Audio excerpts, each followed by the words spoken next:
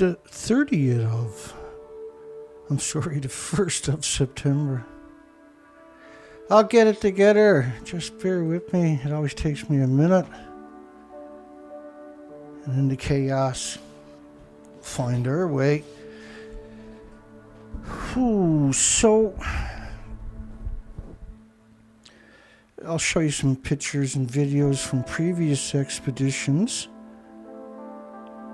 That'll get you acclimated to the rest of the show. This headline is kind of self-explanatory, I would hope. Deteriorating Fukushima, multiple nuclear fuel pools and reactor cores melting down has threatened mass extinction around the world. The model of radioactive fallout was NOAA's, American's government's model.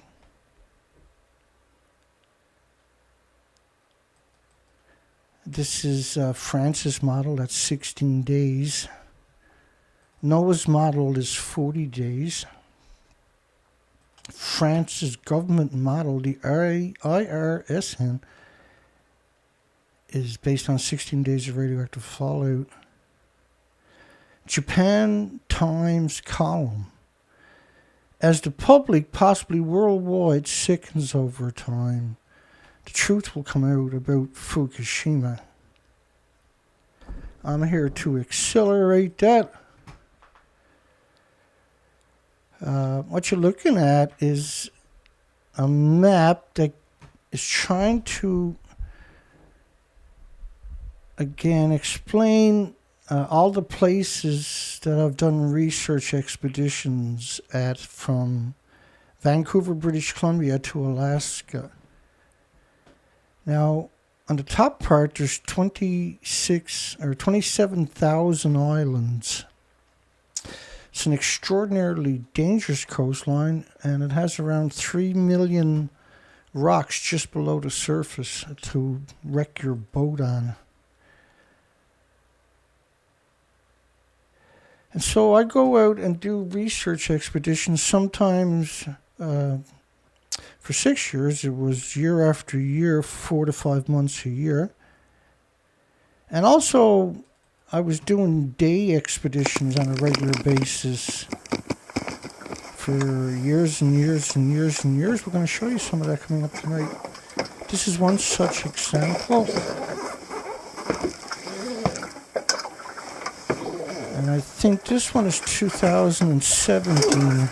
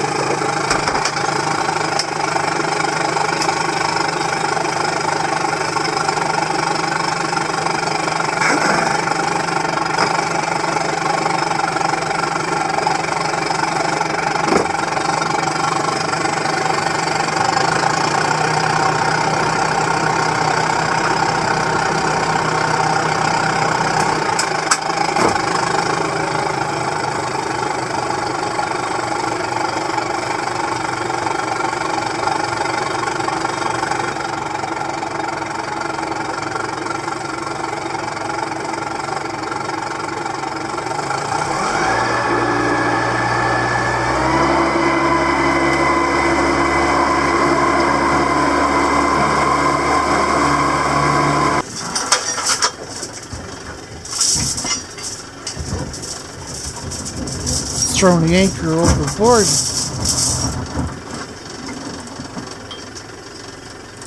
Got to get a hydraulic anchor puller. This shit is killing me.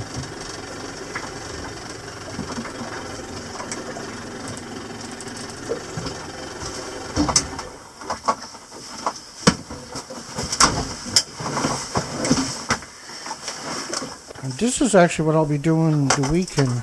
Pretty well the same thing.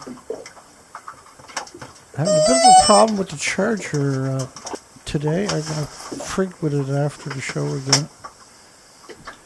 So that's a wireless controller. It's also a memory, and you transfer the memory some kind of wirelessly. motion on my camera. And we're going to deploy the drone. Get off the boat. Prepare to deploy the drone. Hey, get out of here. Did you go find a horse or something? There's a horsefly coming after me. We call them diesel flies on the East Coast. Well, let's deploy the drone. Get on after it, Billy Bob. 30 feet under my butt, but I'm right up on the rocks here. We're holding out. We're okay. I named the drone Billy Bob. Diving, sir. I'm going to dive right away because there's kelp there. Kelp weed. And we don't want to get that into our prop. Says Dana. This was 2018 in Queen Charlotte Islands, Hawaii, about 100 kilometers from Alaska. And this is a group of archipelago islands that are in their very pristine environment. There was no species left whatsoever. Nothing. And so we also sailed the coastline. There's the 3 boats we would use. Tomorrow, the weekend, I'll be using 2 of them, the 2 Zodiacs. And we'll be at this again on the weekend. Now, what we discovered on these research expeditions was you can fill the beach up with people. And we did. Look at me. All of those are actually me, by the way.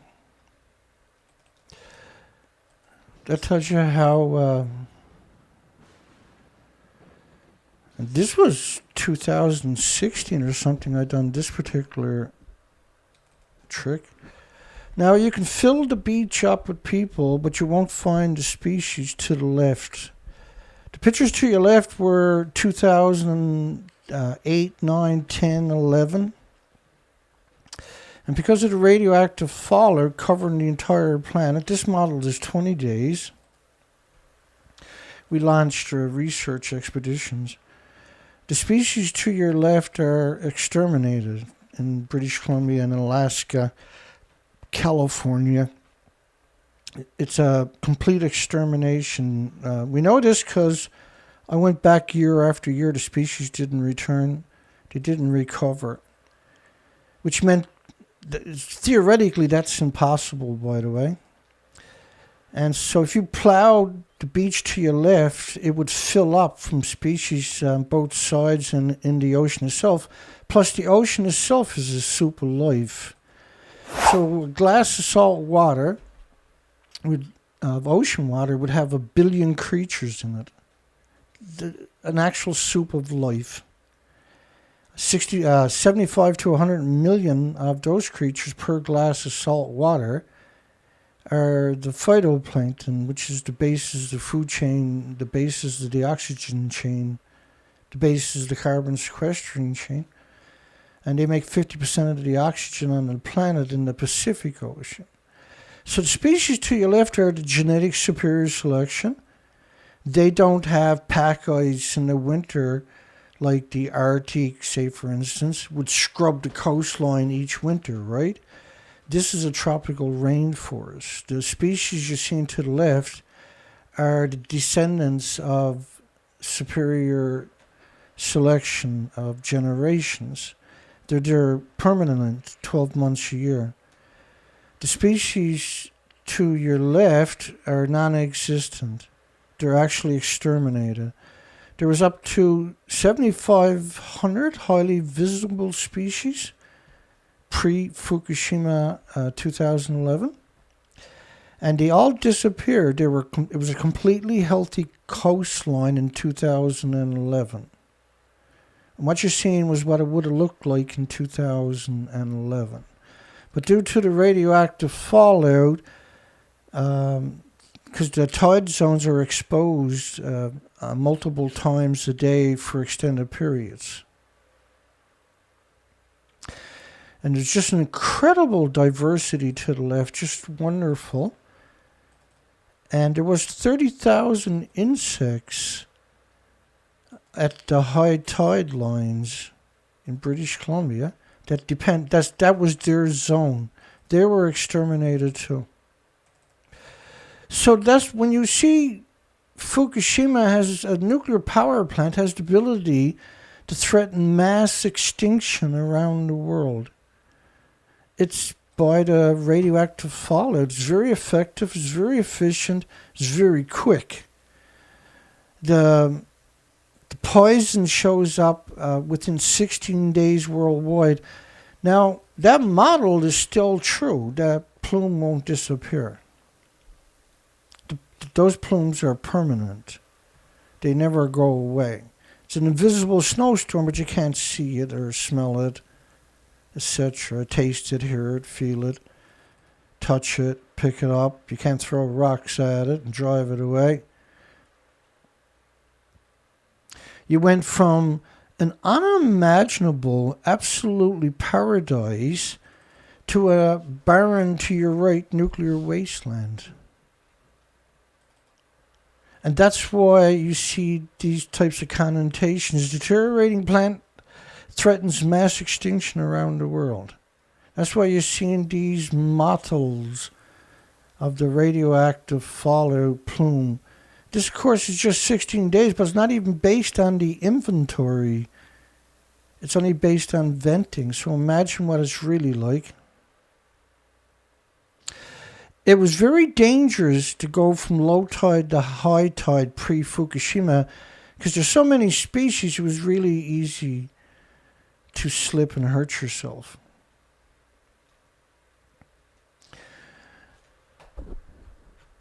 Sorry. Hey Zoe, a little too rough out there. Okay, so that kind of gets you up to speed, hopefully, right here. For the rest of the show. I don't want to stay around here very long. That's your foundation, basically. You see that fucker's out there breaking. Diablo Canyon, by the way, in 2014, allegedly released more tritium than Fukushima, folks. And Diablo Canyon just got a 5-year extension today, right? They refused to come up with a solution, so when they got 3 years left, they're still not trying to come up with a replacement, is what I mean by that. That's on purpose. They're not. The industry is in desperation mode. It'll kill everything and everybody on the planet rather than get out of the way and let Earth have a future.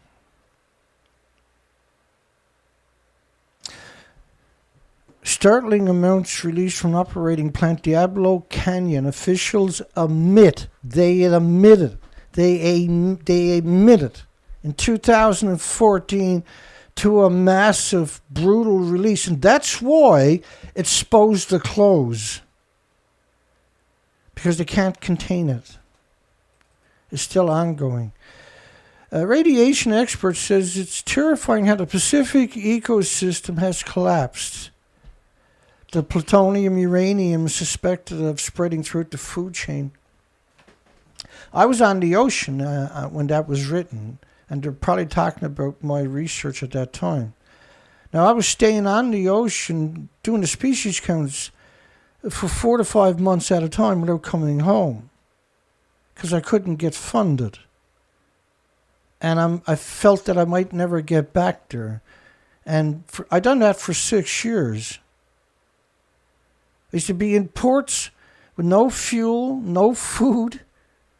And finally, somebody would start donating. I'd do a radio show, and people would start donating a few dollars. You got enough for fuel and food, and you head back out.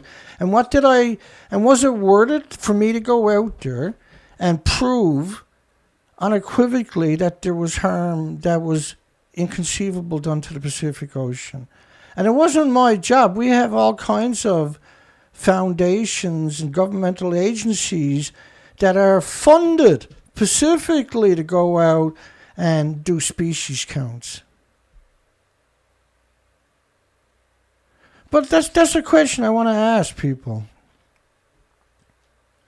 Was it worth the suffering that I went through? Was it worth the misery and the agony and the heartbreak and the horror, the terror of getting caught with nothing and in storm after storm? If you've been here the whole time, right, you might remember those dark years. These were dark years when I was out there. And everybody was telling me to come home, go home. You've been gone too long. And how do you go home when you're faced with an extinction event? And in the first year, what I was trying to find for myself, was an oasis where it was normal. And the first thing I done was all the pinch points of the coastline, because you got 27,000 islands.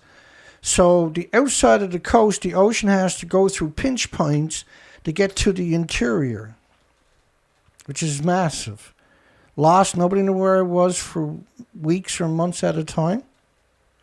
And I would get into a port and find a radio show and get on to raise enough money to go again. It was horrible. It was just horrible. But once I realized what was going on, I understood that this was what I was supposed to do. I was meant to do this. I was born to actually do this. I had everything necessary to suffer it out. I had the personality. And picking on me only just drives my resolve. When the nuclear industry started attacking me, that's just lighting my fire. That's fuel for me. Same as the censorship you see right now. That's fuel. It's not like if nobody watches the show that I can see physically, I still got to do the show because that's just my personality. Somebody has to have a conversation, whether anybody's going to listen or not. So was it worth me to go out and prove year after year that the species didn't come back? Was that worth it to society, to humanity, to the species that we owe everything to, that we can't exist without them? They can exist without us, but we can't exist without them. We can't exist without... It's not just what you're looking at. You can't do that without getting rid of the bacteria and the fungus and the forest too. Which means the species can't survive in that environment. Which is one of the reasons you're seeing a mass of fires. Is because the forest, the litter, and the foliage is not breaking down. Because it doesn't have the ecosystem, because it doesn't have bacteria and fungus. The foundation of it. So when you have a forest fire, they're extremely intense. Your heat waves are because of Fukushima. If you go back pre-Fukushima, you won't see this pattern. And then the hurricanes and typhoons and cyclones are coming ashore at 200 to 260 miles per hour. And we don't have building codes for 200 to 260 miles per hour. When Tim and Mary gets married and has their baby and moves out of their apartment into their first home, they don't check to see if it can handle 200 mile per hour winds, because that's not normal. Because it didn't exist pre-Fukushima. It never ever came ashore on every storm. It was maybe one in a century, but now it's... We've seen a few years ago in the Atlantic, every hurricane was over 200 miles per hour when it came ashore. There's nothing in history that suggests that has happened before. I just want to put that out there because I'm heading back on the ocean, and the ocean is a very dangerous place. And the Atlantic's extraordinarily dangerous, of course. And I have the industry. The industry can't handle any kind of scrutiny.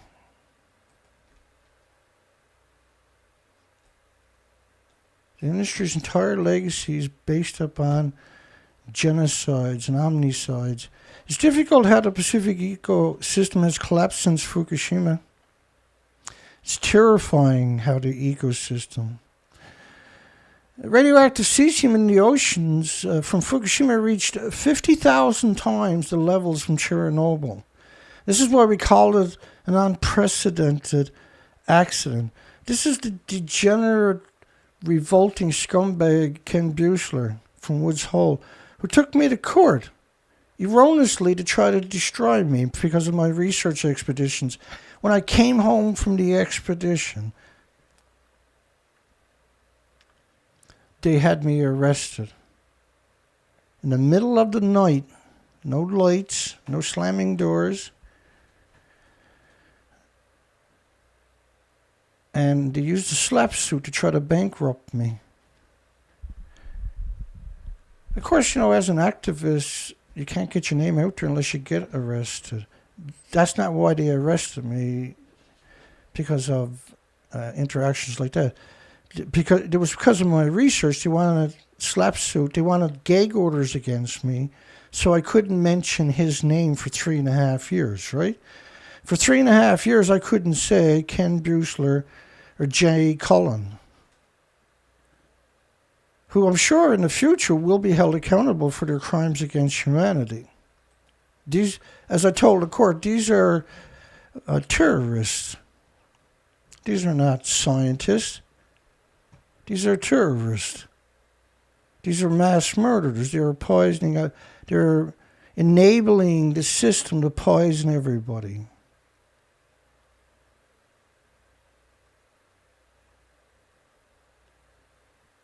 Stony Brook University. Fukushima radioactivity has absolute consequences to the rest of the entire planet. It's carried all over the world, incorporated into life.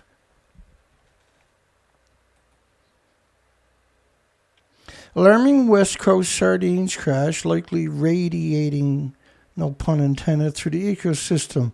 Experts warn that the marine mammals and seabirds are starving. That's 2014, folks. The disgusting parasites. I'll have them in court one of these days for sure. Massive radioactivity's release at Fukushima going on for 3 years. What the cover story that they're doing right for the last 5 years from Fukushima, that all the universities and all the medias are participating in the bald-faced misrepresentation of radiation, is stunning. It's the complete capture of all the regulatory agencies on top of that. Food around the entire region got irradiated. Canada removed all restrictions because it was captured by the nuclear industry after 93 days for food from the nuclear wasteland, which is actually all of Japan, but 55 countries banned it from 14 prefectures, not just Fukushima, for a decade. And then the industry had put people in key positions and it just lifted it out with no referendums in Taiwan like they did in 2018. No referendums in the United Kingdom with just a shake hand of Boris Johnson. And with no fanfare in the American media in September 2021. Wasn't even mentioned in the American media. The Japanese media was gloating, but the American media didn't even report on the fact that in September they lifted all restrictions from all 14 prefectures with no debate. Nuclear expert, Fukushima reactor cores melted into the ground. Not into the containment, but into the ground. Bye-bye, baby. The radioactive material is getting washed directly into the ocean. Fukushima followed a suspected factor in unusual mortalities of seals and walruses. And it was really rare to see a bear in British Columbia coastline, which is that's the opposite of what it should be, right? There was no shells on the beaches that are made of shells. The sand is actually made of clams and oysters and little necks and manila clams, of razorback clams and gooey ducks and scallops and abalones and whelks and snails and mussels and just this absurd diversity. But there was no adult, and you go look at my pictures, you won't see adult shells on the beaches. We only found cockles up by Prince Rupert in just one area. They're very highly visible at low tide because they spit water a huge distance regularly. I'm going to show you a video of I got caught on the west coast of Vancouver Island in just a little nook, and I had nowhere to hide from a brutal, savage storm that lasted for 2 days. It was the winds were so insane. You'll see the extreme I went to. And when the weather finally broke enough that I can take a chance, the seas were probably 30 foot high. There were long growlers at this stage. And you'll see some of that. And so I moved down to a shelter area, and all I wanted to do was go to sleep for a day. I wanted to find a shelter area where I could just come to a stop, because the last 2 days was horrifying. There was actually like water sprouts so big they were like tornadoes that came through there. And there was just a little crook of land. There's just this little tiny nook where you can actually get in and hide from the full force of the wind. But of course, obviously, you couldn't get away. You'll see the extreme that I went to. It's really fun. It's a fun video. I think this is 2017.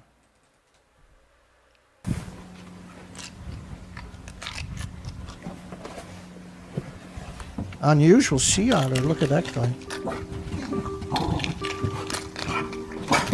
She's getting gnarly. It's the 29th, Saturday.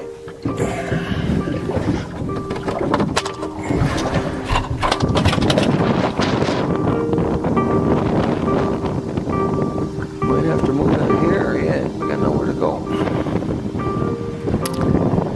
Then I'm running another beach line when the wind drops down, just in case. The wind keeps changing. It comes in circles around. We're getting hammered from all sides. We got one beach line up. We get the big anchor out. I'll run another anchor out over here, and I'll put a beach line up over there. It'll be quite a mess when we try to get out of here, but yeah, she's coming right in here now. Big water sprouts flying down through here too. Huge ones. Oh well. We got a anchor line going off the stern. We got a beach line going into that tree. Sorry, Zoe. You're a good dog, Zoe. Probably should open that up first. Oh. We got an anchor or a beach line to that tree. And a beach line, you guessed it, to that tree. You think that's overkill? I don't think so. If you had been here for the last 24 hours, you would have said, Danny, you should have put a line there and a line there and another one there. Because that was hellish. But, well, it's 7:15 almost. It's low tide, but it's pouring rain out there. You can't get any pictures. It's actually slacked off a little bit here right now. But it keeps coming back every time I go to get ready, so I'll have to sit this one out again today, I guess. Zoe's already sitting it out. I'm gonna watch a few lectures, I guess, or something.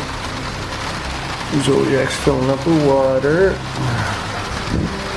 It's hardcore rain. You know? Hardcore rain. But anyway, we're tied onto that tree. I don't know if you can see it. Tied onto that tree. And we got the big friggin' anchor. We moved last night. It got too windy. We moved inside. There's nowhere else to hide in here, only these two little nooks. But it looks like the waves have dropped down out there, so maybe noon or something. And it should slow down, and maybe to catch tonight's tide, or tomorrow morning we'll stay and catch it. Got enough food for another couple of days, but we're a long way from anywhere to get food, so we'll see. Hey Zoe, you find something, buddy? Hey. How you doing? You okay? Let's get you on camera here, swear. Good morning, Zoe. Good morning, Zoe. Oh, I got a seagull in there. Oh, yeah.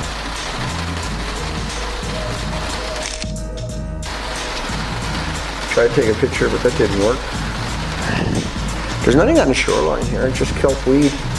That was it. No kelp cabbage. Well, actually, I think it was kelp cabbage way into that beach, but oh well, later.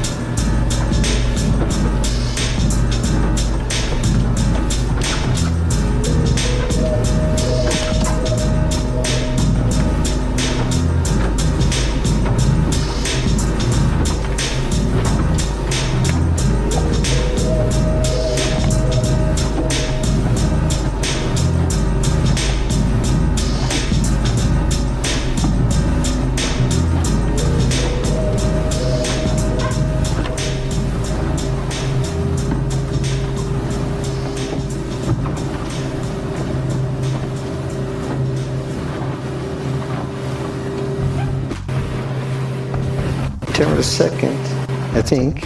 It's Wednesday, 2015. There was a bear. It's over there. And I got some pictures of him in here.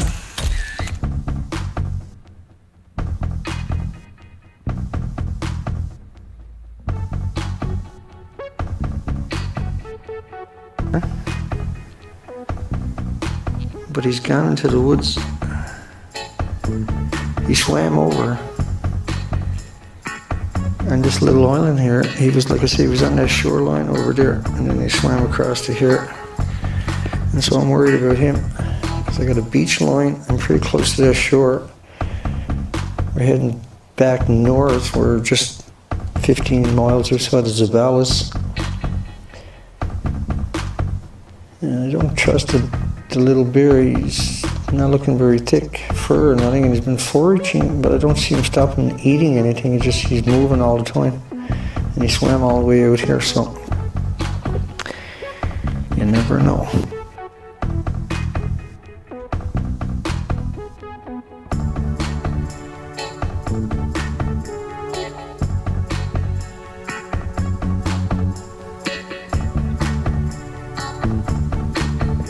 There he is going across that little river. He just swam across.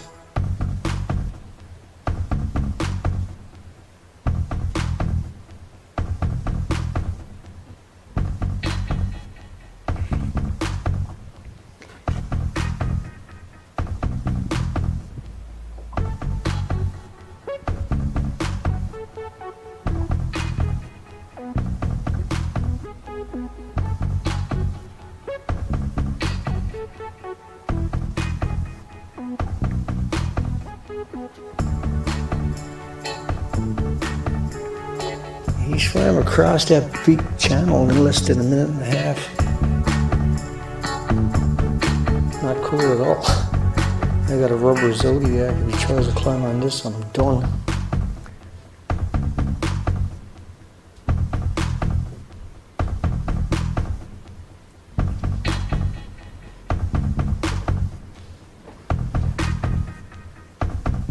Anyway, I guess he's gone in the woods.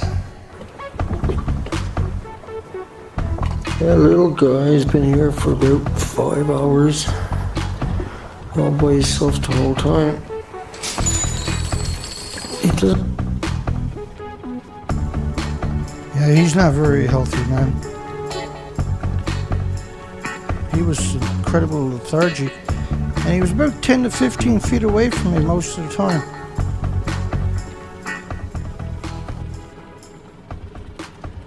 I think it was the only time I seen a bird at my anchorage on the whole trip.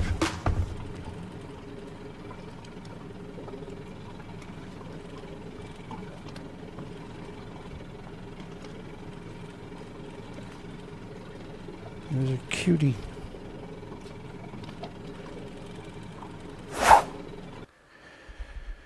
No more. In the history of science, you've never seen anything like the Fukushima plume. That bear wanted to eat me or Zoe, you know that, right? He swam out and swam back.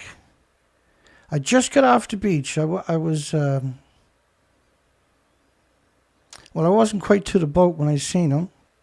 Because I went to shore just to put on a beach line so I can go to sleep. And of course, that after going that experience and seeing how fast he could swim, I was there ready to cut the line instantly. And in case he decided to lunge my way, right? There was nothing there for him to eat. He was foraging. Coastline. Normally he would just go down and be food everywhere. Remember the pictures I showed you earlier? He would just go down and have a smorgasbord. Same as birds, but there's nothing there for them to eat. And we proved it. We not only proved it once, we proved it not just 6 years, but multiple times a year. And I've been under siege ever since. Attacked, viciously assaulted multiple times. I've been shot at. I've physically attacked twice. All time for going out and investigating the coastline myself. Criminal bastard, you bastard, Dana. You took pictures of the coastline. Back in originally, because I was in a wheelchair, the trolls would be in the comments section saying, "You're not going to believe somebody in a wheelchair, are you?" Tells you how ruthless the nuclear industry actually is.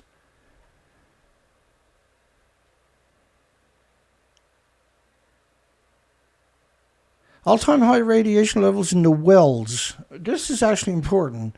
So the wells is where they pump up. They dug wells all over. It's what they call wells, where they drill a hole, they put a pipe down there, and they suck up water that's coming downhill towards the ocean. They measure it for radiation. That's the water that they were putting in tanks. Not the water they're pouring over the reactor cores. You can't get close to it.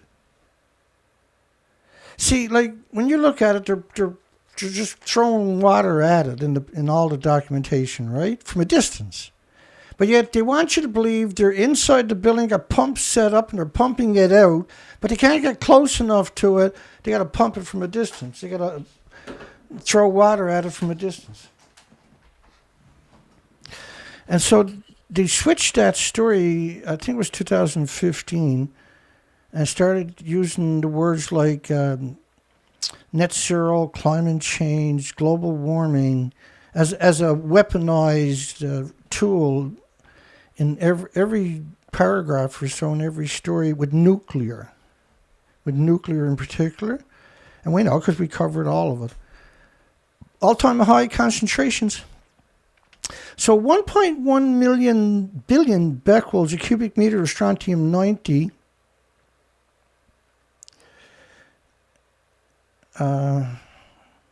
is flowed into the sea. Radiation in the Fukushima groundwater skyrocketed 35, and these are all different documentations I'm going to show you. I already showed you an overwhelming, by the way. At this point, I've already showed you an overwhelming. I can beat, say if somebody, we were in court and they're saying there's no damage, no radiation gone into the ocean, there's no damage, like they're saying now worldwide. And I bring this information I got right now. I can beat them easily with that documentation, right? And so everything else is just awesome. Radiation in the Pacific Ocean. This model was from Germany, based on 6 years. But what you got to realize is the radioactive fallout covered the planet in about 20 days.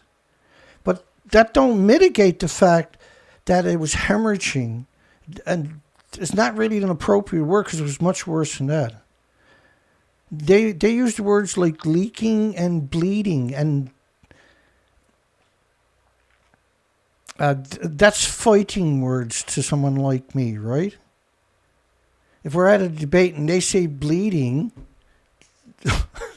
that's fighting words, because it's a complete disparage of what's really going on. Discharges of Fukushima nuclear material into the Pacific have effectively contaminated the sea. Who said that, Dana? Oh, the Japan Times. Just the biggest media in Japan. That's not evidence, Dana.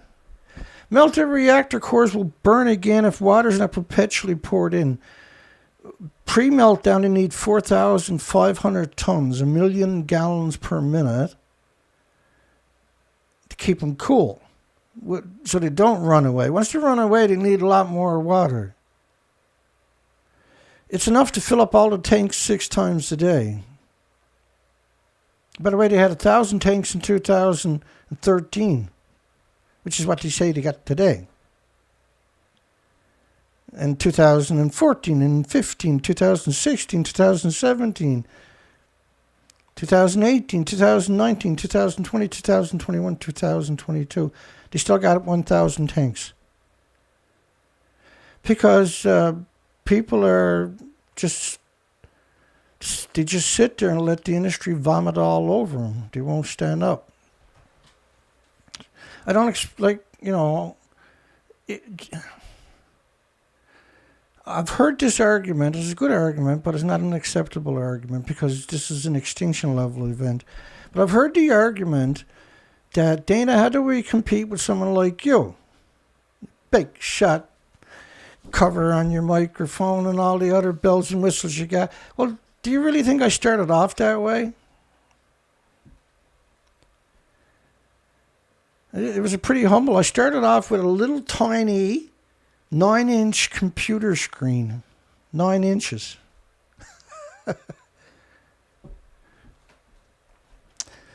It's the size of my forehead. It's an environmental disaster. Radioactivity levels in the ocean are hundreds of times above normal. Countries around the Pacific, it's actually around the world, I showed you the plumes, are worried about ongoing leaks. You can't call it a leak, even though that's the words they're going to use. Leak is the word for worldwide plume. It's despicable. When you hear the word leak, that's a reason to hate the nuclear industry for the rest of your life. Government wants testing up to 3,000 kilometers offshore. This was NOAA's model that was available to the industry but was hidden from the population. Was leaked on through the industry itself, leaked it out. Probably the people who produced the model because they're so vain. We've seen apologists claim there was only 3 or 4 inches of water went through the site, despite the fact that it was a 700 kilometer an hour machine that ran through the site. There's nothing. It didn't matter where you put the generators because the site was torn apart. You could have had the generators on the moon, it still wouldn't have mattered. Fukushima contamination in the ocean reached Alaska in under a month. Under a month. That plume is 20 days.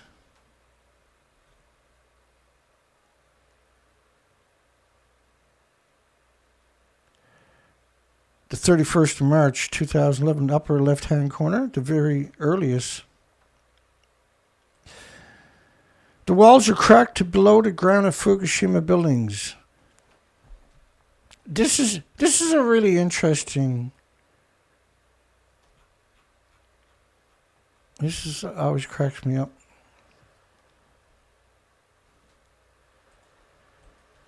Have you seen the buildings? The walls are cracked below the ground, Dana. Really? Gee, I can't see why. Why would the walls be cracked underground? The building looks perfectly fine, says the nuclear industry. The building to your left is reactor 4.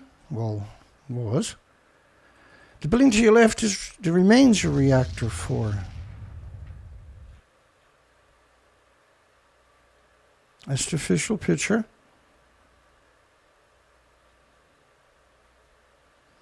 Now, Arnie Gunnarsson made the assemblies for the fuel pools that are at the top of the buildings. Where I put him to. That's where the fuel pools are. He doesn't know the fuel pools are gone, he claims. The division I ran built nuclear fuel racks for boiling water reactors exactly like Fukushima. So if he doesn't know the fuel pools are gone, who would? It's horrifying because you got no one to turn to out there. Well, I'm sorry. I don't got no one to turn to out there. You do. Lucky bastards. Damn you. I got no one to turn to. Do you get what I'm trying to say? I can't turn to Arnie Gunnarsson. I can't turn to Helen Caldecott. I can't turn to Christopher Busby. I can't turn to Harvard University. I can't turn to Yale University. I can't turn to Stanford University. I can't turn to Oxford University. I can't turn to MIT University because when I went there, they lied to me. And so, but you can turn to me. It's not fair. I got no one to turn to. So I got to go out and do everything myself. I'll show you in 5 more clicks some more of that. Twice as much contaminated water entering the ocean from Fukushima as officials claim. How would officials know anything when it's only the homeless and the destitute and the victims of society and the immigrants who don't speak the language that are actually there? How does that actually work? Claiming 600 tons a day, which is, don't get me wrong, that's a lot. But 600 tons, each reactor needed 4,500 tons a minute. A minute. Just to stay cool. Once it goes from 600 or 700 degrees to 9,000 degree Fahrenheit temperatures, how much water does it need? When the water comes in contact with the melted reactor core or the 9,000 degree Fahrenheit temperatures, with the 9,000 degree Fahrenheit temperatures is atomized and aerosol and ionized and radiated and released into a plume of steam that went on for years, by the way. And when you pour it over the reactor core when it's not burning at 9,000 degree or pieces of it, it's still splitting the atom. And it's now no longer a reactor. Now it's a curium. So the biggest byproduct of the radiated fuel rod is going to be the curium isotopes. And the curium isotopes you need shielding that's 20 times thicker than you do for plutonium. Let me explain it to you another way. Because there's no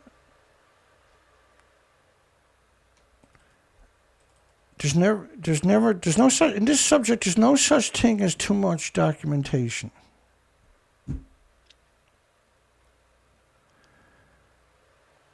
Right? There's no such thing. Let me try another, see if I can find it right quick. So we're going to head back out on the ocean. I'm going to play some more videos, a bunch of pictures for you here in a second. Dog study redone. Yeah, that's what I'm talking about. So I want you to understand plutonium.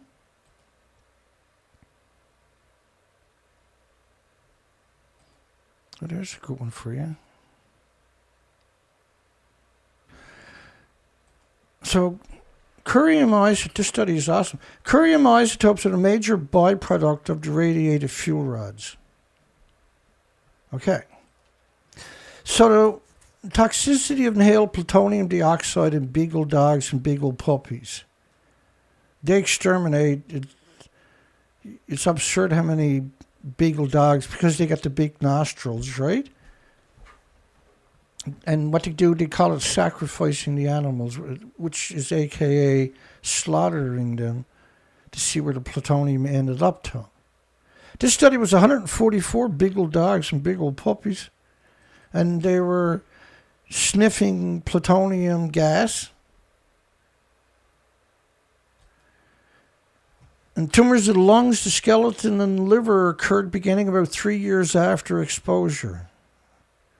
Tumors of the lungs, skeleton, and liver. Now, a dog is 50% more effective at filtering plutonium than a human kidney is, or liver is. 50 times better, rather. Bone tumors found in 93 dogs were the most common cause of death. Lung tumors found in 46 dogs were the second most common cause of death. And liver tumors that were found, cancer is typically the last one to show up. There's up to 1,800 illnesses. Your immune system is compromised, so you're also more susceptible to pathogens and viruses that were normally harmless and innocuous and benign. Liver tumors were found in 20 dogs, were the cause of death in only 2 dogs, occurring later than the tumors in the bone and the lungs. Multiple tumors and catastrophic tumors and catastrophic major organs, right?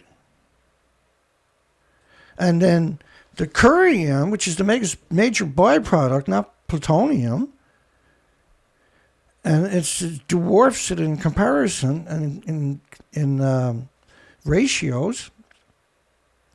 You need lead shielding 20 times thicker for the curium isotope than you do for the plutonium isotope, okay? And the dog's liver is 50 times more effective at filtering plutonium and excreting it than a human kidney is. And you see what happened to the dogs. And what is it? Lung tumors, they say now is radon.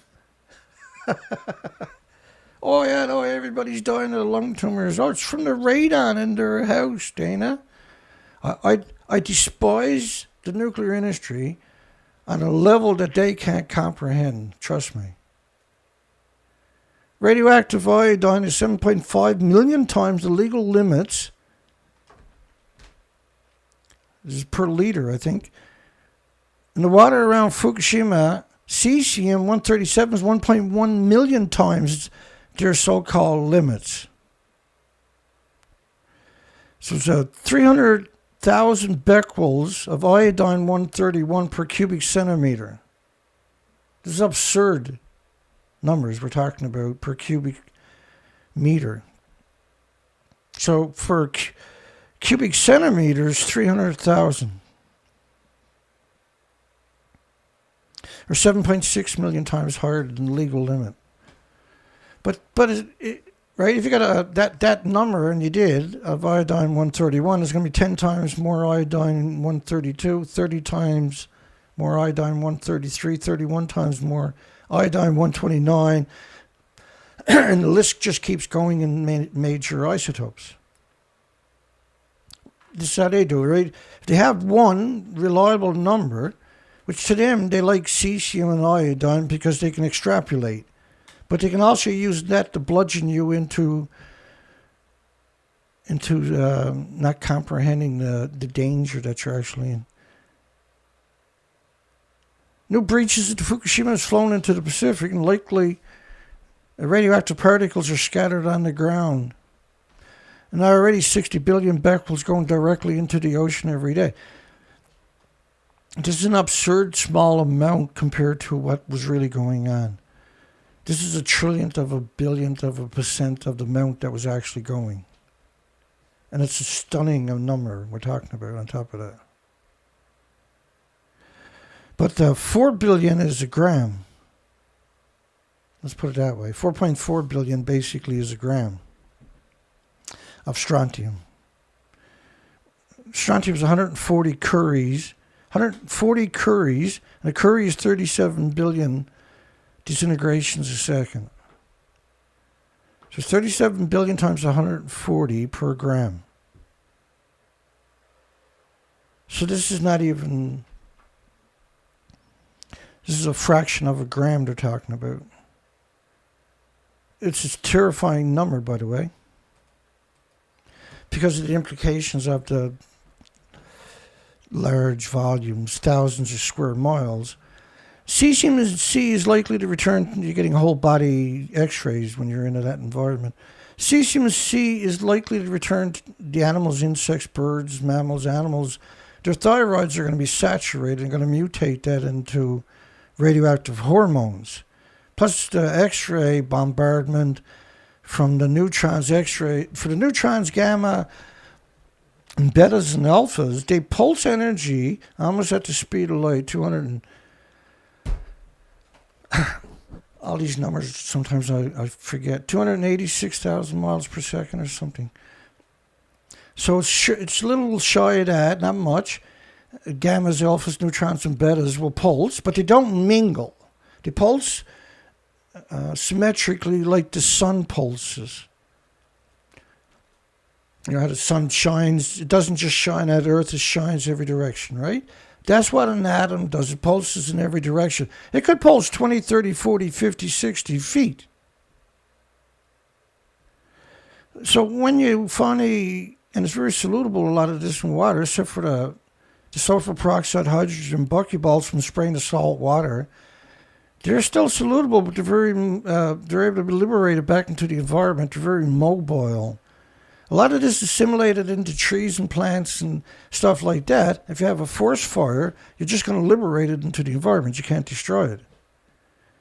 And it's harmful for multi-generations, everything with replicating cells. Don't worry, I'll tell you 500 more times for the years out. Cesium likely to return to the Japanese in 20 to 30 years.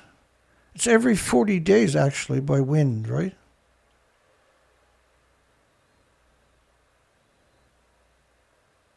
The buildings are in liquefaction, and they put an ice wall around it, if you believe that one, with no bottom in it, instead of a real wall. If that's not incompetence, then you need to go back to school. And if you did go to school, you should get your money back and get re-educated. This was at the top of Vancouver Island, British Columbia. And just bear with me, I'll go get a quick map so you can see what that actually is. And so we done all the way to Alaska for 6 years, 4 to 5 months a year doing species counts.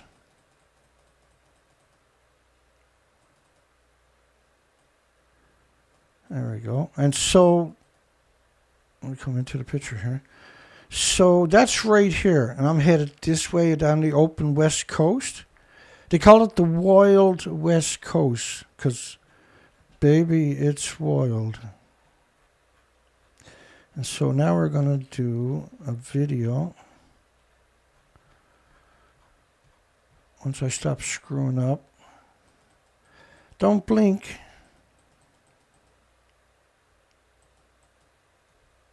There we go. So we got lots of Okay, so this doesn't have the GPS on it. My apologies. I'll show you though. That's a close-up. You see where the boat is to? That triangle is the actual boat. That's where the boat was to. That's the very tip. That's Cape Scott. I just try to give you context where it's. I meant to do that in the last stuff I did. My apologies.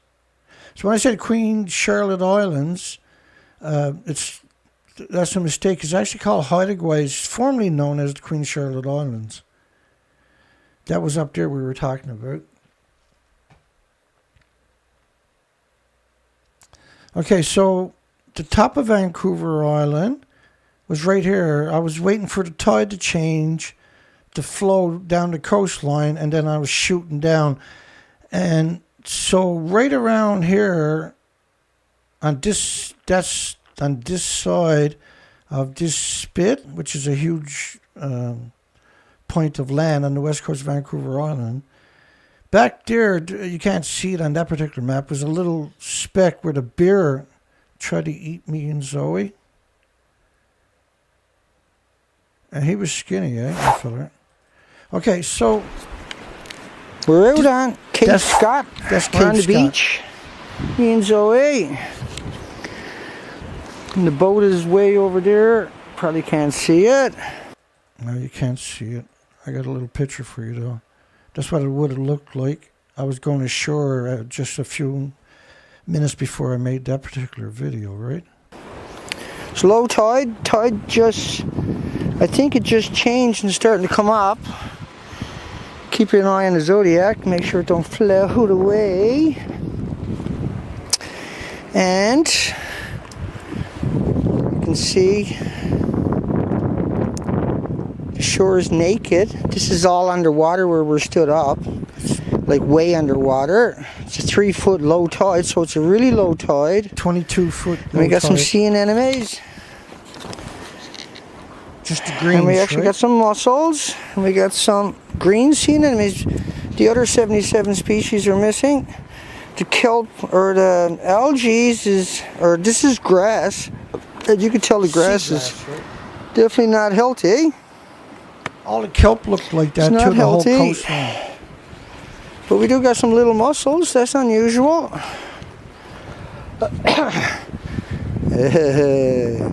Looks like my Zodiac is getting ready to float. We'll just keep doing a quick tour, because in another hour most of this will be underwater. But yeah, all the eel grass looks terrible, and everything here, I mean, there's some limpets, and that's a string of sea anemones you're seeing right there. Just like a walking tour, just in case. But 600 algae are missing. 78 species of sea anemones are missing. Starfish are completely missing. The whelks, the periwinkles, and snails are... There's some here, snails, but there's not many. And there's many varieties of these. And you can see the barnacles is tiny, tiny barnacles. Everything here is immature. Nothing here is an adult. There's no adults of anything here. And we had shot a little video in there on the shoreline of a school of fish. There's probably several thousand little baby fish. That's what the whales were chasing. And some, like a codfish can have 700,000 babies, so one fish could have produced all those little babies, and they were all the same species, so who knows. And the kelp, or the eel grass is dead. So we're at Cape Scott, very top of Vancouver Island. And there's a big surge coming in. You can't really see it, I guess, on the videos. And the wind is blowing offshore. It's 50 kilometers an hour, just a couple of miles away from me. We're tucked under the land here. And anyway, let's keep moving, I guess.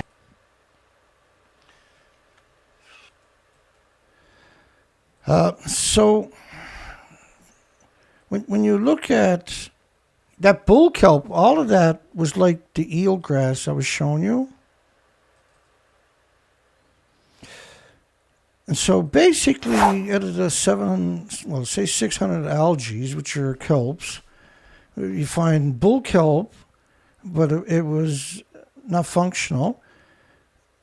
You would find kelp cabbage, but it was pretty sparse, and kelp weed, which is popular in all oceans worldwide. But that the other 600, which supported around 50,000 invertebrates without the backbones, which are species that are not identified. There's around 6,500 species in the tidal zones that were identified. They were missing, but it's hard to see them, right? But they would live in the algae. So, and this is 2015, by the way. So 2015, I was using an underwater camera from the boat, right? And I should have actually some video of that, but a little bit deeper water. Oh, there it is.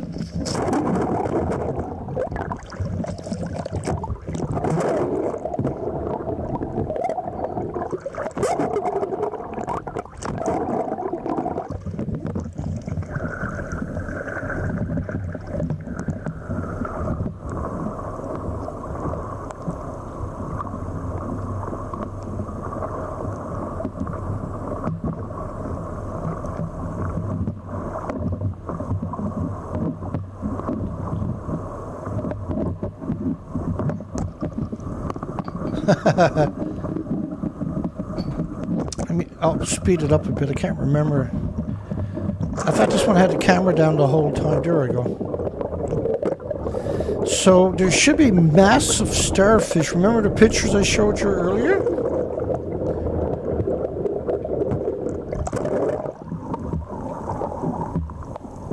I'm just going to stop the video right here. I'm going to split it. Just going to drag in some pictures of what it should look like underwater. Right, so it should be to your left is what it should look like underwater. So you should start seeing all kinds of brilliant colors. It should be an incredible diversity everywhere you look. I just want people to understand what it should look like underwater. See the colors, how the colors stand out? Even though it's all underwater. So that's what you want to be looking for. That's the idea of the camera.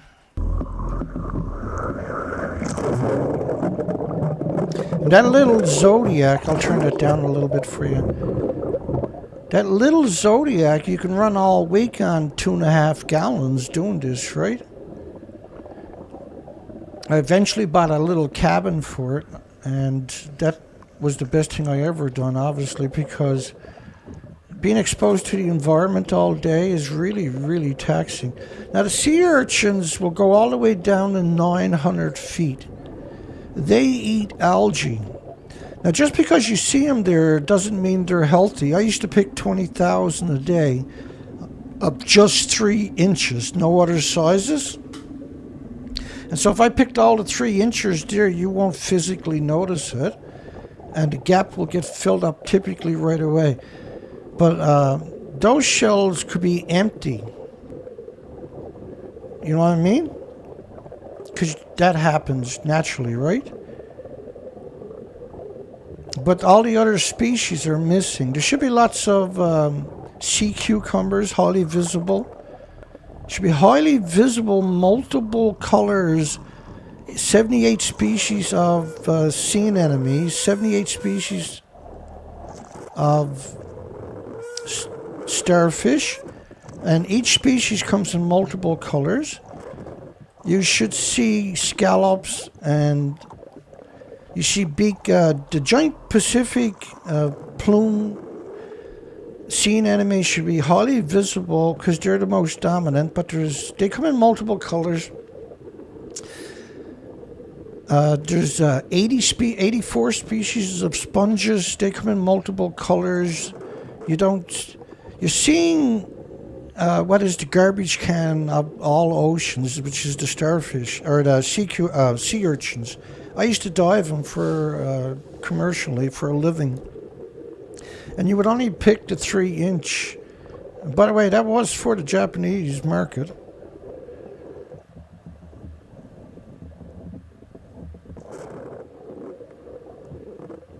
That's the red and purple sea urchins. The greens will typically be much deeper. You will see them in the tidal zones. So you're only seeing random kelp, cabbage, algae, and kelp weed. But you're not seeing any other species, just sea urchins. Now, of course, this was 2015. I think that camera was 12 megapixels. And that's a I had 2 of these particular cameras. They were fantastic cameras. You can also do macro shots with that. You'll find that on my site, the nuclearproctologist.org. And so I would do just hours of footage, and then you would sit in the boat at nighttime and watch it.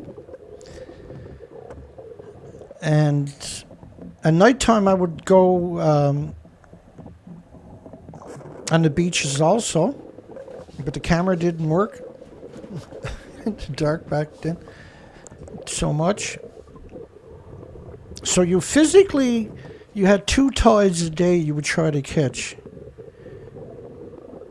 And of course you would see the crab's eyes were supposed to light up at nighttime, so you would shine your spotlight. And I was always worried sick I was going to get shipwrecked, and if I shipwreck on that coastline I'm going to starve to death, right? So I go right, it's when you see the rocks at low tide, and right there, this was like Cape Scott at the top of Vancouver Island.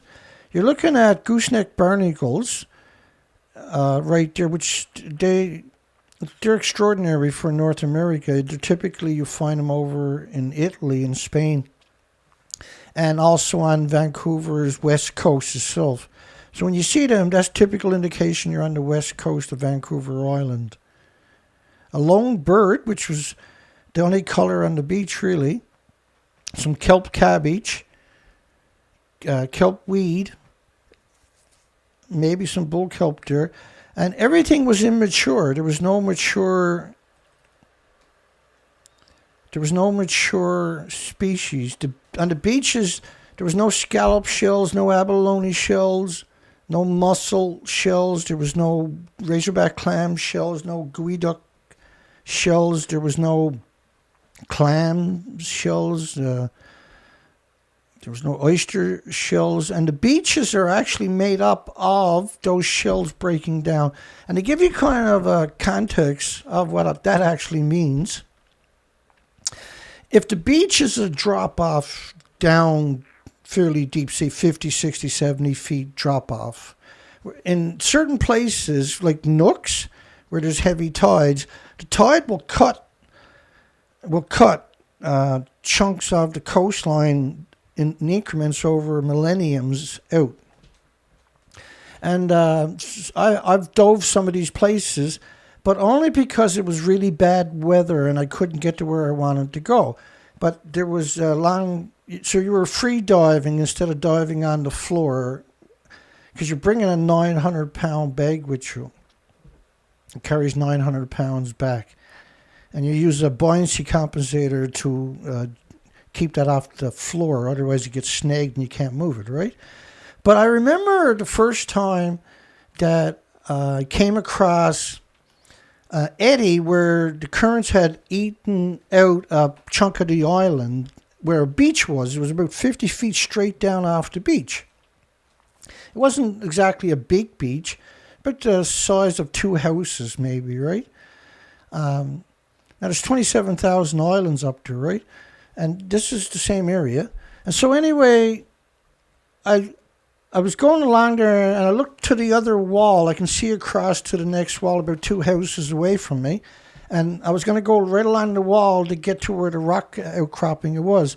But I was going in front of the beach. The beach was about 50 feet down. It was made completely of shells, which had to be over hundreds of thousands of years of shells, layers, one above the other, all the way up to the beach. And the beach itself was sand, right?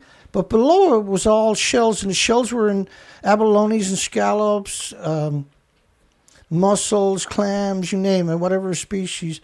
They actually have a huge variety of species in the Pacific there on the west coast of Canada.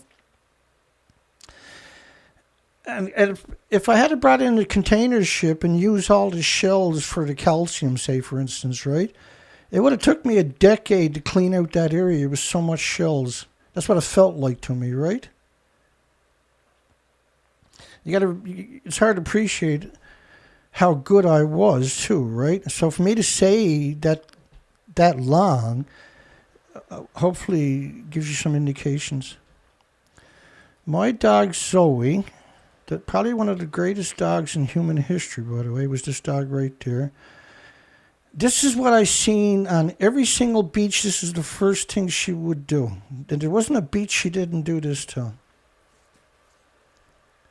That's how I remember Zoe year after years of traveling the coastline.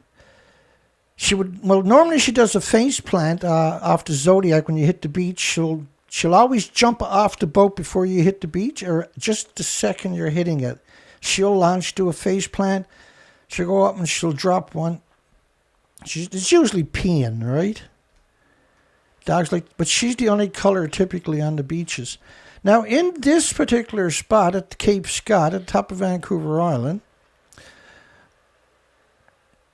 was these little tiny fish. That's what the whales were actually chasing, was these little tiny fish. That's what they were feeding on. They were right in shallow water. There was 2 humpback whales.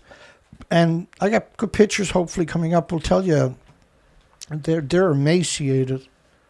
They would have died within a month or so of that, I would imagine.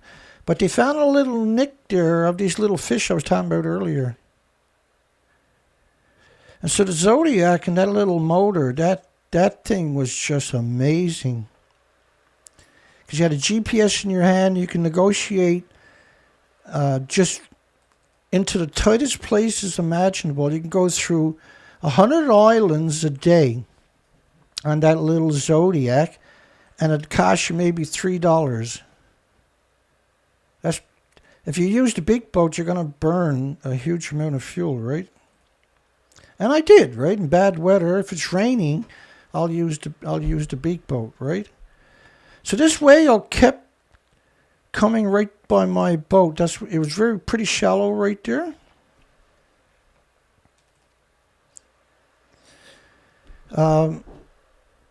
He was feeding on, and I can't remember the name of the little species that I know so well for some reason. My brain now has gone into the ocean mode. I'm just looking at this is kind of like an alcoholic smelling alcohol after being away from it for a while. All of a sudden, he's like, hey, that smells pretty good. Yeah, this whale, he's not really diving typically. Like, when they do that, they're usually going down several hundred feet. He's only got about 20, 25 feet, so he's floating, basically. His tail up, right, because it's so shallow.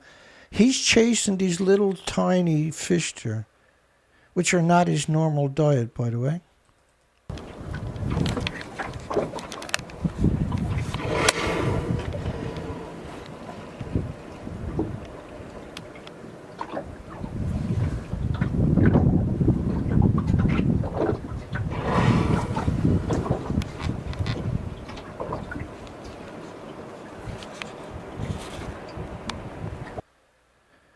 Yeah, that container there fell off the boat.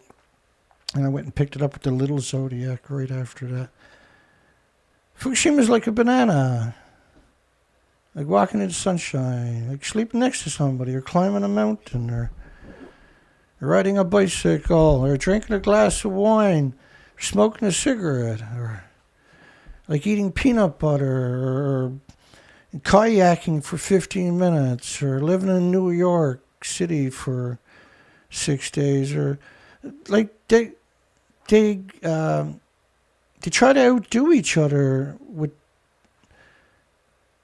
with that kind of a narrative, and use that in a presentation or an interview or an article. And the idea is to downplay what radiation is when you say stuff like that. It's an insult, is really what it is, right? It's humiliating when they say that to you. That's humiliation to you. They're calling you an imbecile when they say it's like a banana or walking in sunshine. They're insulting you. They're purposely trying to harm you. They're trying to disarm you and make you complacent. But the better word is disarm you from, because if you understand that it's not like a banana, or not like walking in the sunshine, or not like sleeping next to somebody, not like flying on an airplane, it's not like climbing a mountain, it's not like what the media claims. The media is not writing the article. The nuclear lobbying group writes the article. They email it to the newspaper that they want to give some money to. They put it up with their journalist who writes about cats and parks and other stuff, got a little audience, and then they feed them these stories. All the lobbying groups apparently are doing that. So like Popular Mechanics was really popular before the internet, right? But it was bought up by a lobbying group, and it's an actual weapon right now against the population. Water with nuclear fuel is coming up from the ocean floor. Now, they eventually went out and poured grout all over the ocean floor in front of the Fukushima coastline to try to mitigate it, because the reactors had blown up and tossed a lot of fuel assemblies directly into the Pacific Ocean. And you're talking about 1,800 pounds of pure uranium plutonium per assembly. There's 800 assemblies in each reactor. The fuel pools has decades of assemblies in it. Around 3,800 assemblies in each pool. There's 2 pools at the top of each reactor, and they're stuffed because they don't have a repository anywhere in the world, let alone Japan. And to build the fuel pools, those people who came up with those designs are still alive today. They should 100% be prosecuted, right? How's Ontario doing? Not too bad. This is prostate cancer. Run that by me again. Sorry. You're on the speaker. I'm on speaker. I'm live now. Do you want to go live? Sure. Go ahead. You're calling in about Fukushima, right? Yes. Okay. No, the Ukrainian. Okay, go ahead, yeah. All right. My name is Michael Shaw. Hi, Mike. I know you. I know you, don't I? Yes. Okay, go ahead, Mike. All right. Does this, Dana, does this not thing, New Ukraine, seem just like what the Fukushima news was coming out, within about a year after what we know happened? Right, that's right. Fact, yeah. So were you asking a question? I'm sorry. Yes. Well, ask the question again, because I'm hard at hearing sometimes. So the news media, the mainstream news media, they're reporting out of Ukraine pretty much identical to the way they reported out of Fukushima after the first year. That's right, yeah. And they've been, the speculation that there's releases going on. There's reason to speculate that way. The media is viciously denying without any reason, really. There's nobody challenging them. I haven't challenged it, right, per se. And I cover the stories, and the deceit is there constantly, the deception. But there is definitely something weird going on with this story. But there's other nuclear power plants in that area. It's not just the Zapopor or whatever they call it in Ukraine language, nuclear power plant to worry about. But that's the fixation, which is worrisome because in Japan, the Daini reactors for sure had massive radiation contamination from the Daini plant itself, which was the twin of the Daiichi, which is Daiichi means number 1 in Japanese, and Daini means number 2. These were twin plants 10 kilometers apart. And that they were both built at the same elevation. So they were both inundated by the tsunami at 700 kilometers an hour. There was sufficient damage. They had lost off-site power and the generation power. That didn't matter, though. You couldn't restore power like they claimed because the infrastructure was torn out of the facility. There was nothing to tap back into. There was lethal doses everywhere. And so in Ukraine, there's a high probability one of the other facilities or fuel pools or storage containment sites have released radioactivity. I can't find the documentation personally, but you're talking about a war zone where 11 million people have their communities blown up. A lot of that spot had radiological sites at them, right? So it seems probable that they were damaged and had released significant amounts. Do you have any documentation that was releases? I do not right now, but my, my thinking is that when the International Inspection Agency says they went in and everything is hunky-dory? It just makes me say, no, you didn't go in. Well it's in meltdown. They're perpetual liars, right? Yeah. I mean, I've never seen a story from the IAEA where they were actually honest.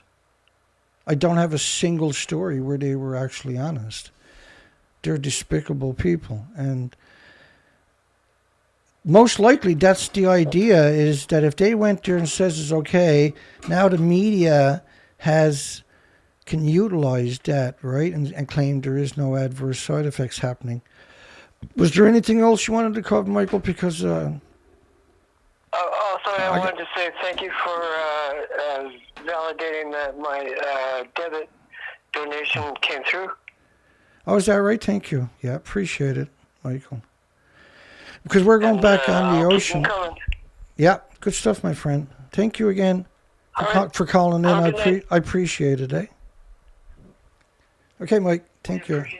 You're welcome, my friend. God bless. And so, folks, 709-589-4406. If you want to call in. That's what I do, right? Water and nuclear fuel coming up from the ocean floor is doubled Chernobyl. Chernobyl was a 200-ton reactor. These are 720 tons each. Multiple reactors lost with decades of fuel pools. Chernobyl's was a brand new reactor building, less than 2 years old, so it didn't have fuel pools. And it certainly didn't have them at the top of the building like the idiot design is in America and Japan. Because total failure from every atomic bomb in test history. That's 2013 where they made that assertion. The problem, atomic bomb, don't get me wrong, you're talking about a huge amount we're talking about. They're actually now starting to be honest in that part of the narrative, right? Now you're starting to breach into reality a little bit. And the difference between a nuclear meltdown and nuclear bomb testing. Well, a nuclear bomb is 10, 20, 30 pounds. The reactors are, 720 tons each with a possibility of 10 million pounds on the roof. So, and this stuff has gone through a chain reaction, still splitting the atoms. So a nuclear bomb goes off, but it stops splitting the atoms, right? but it sucks up a million tons of material and atomizes and aerosols it and ionizes it and radiates, and there's a gigantic plume ultimately, enough to distribute it right around the entire planet with a significant impact, particularly on the biodiversity, and not just humans, but the species, and we can't live without the species. So a meltdown could be for thousands of years, where it's constantly hemorrhaging radiation. But to give you context of all the bombs in the world, the the former Soviet Union, biggest bomb was equal to 3,800 Hiroshima bombs worth of radiation at the one time.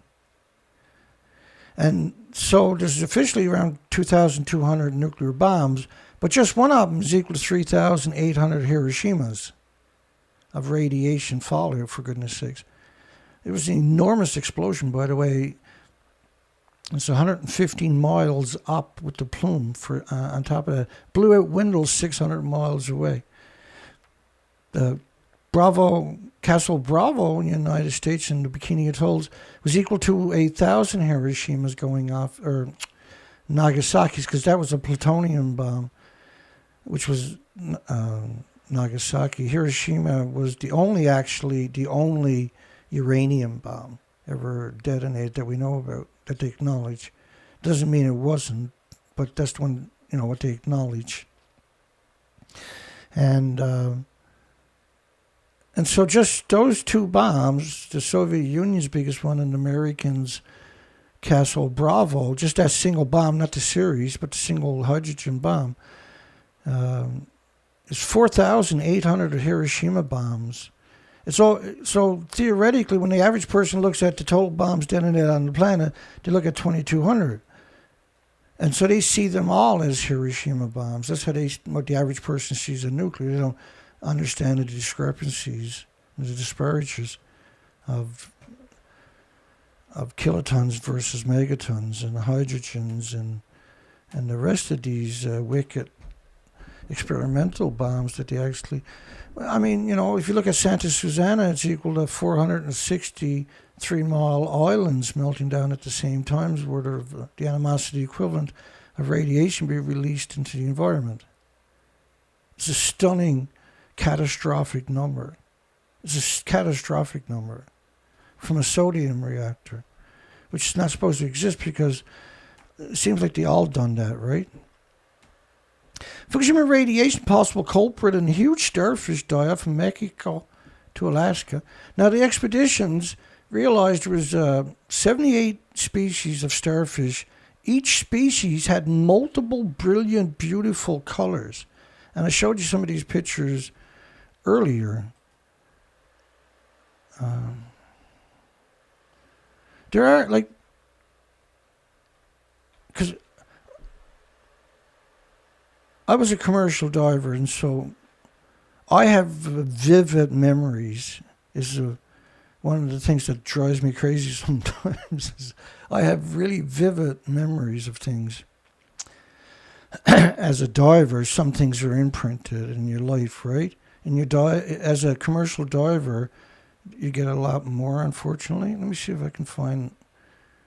There's a prime example for me, right? When I see it, I'm like, yeah, that tells the story, and here it is. I've seen coastlines for months and months of coastlines, because I used to do 100-day trips as a diver. To your left, that is normal. Starfish touching each other, that's the norm. And what I would do, to try to give you some context, is when I did find places where it was spread out a little tiny bit more than that, I would take sea cucumbers and like the big sun starfish. I would take the sea, which is what the sunfish starfish would eat. They're big, beautiful.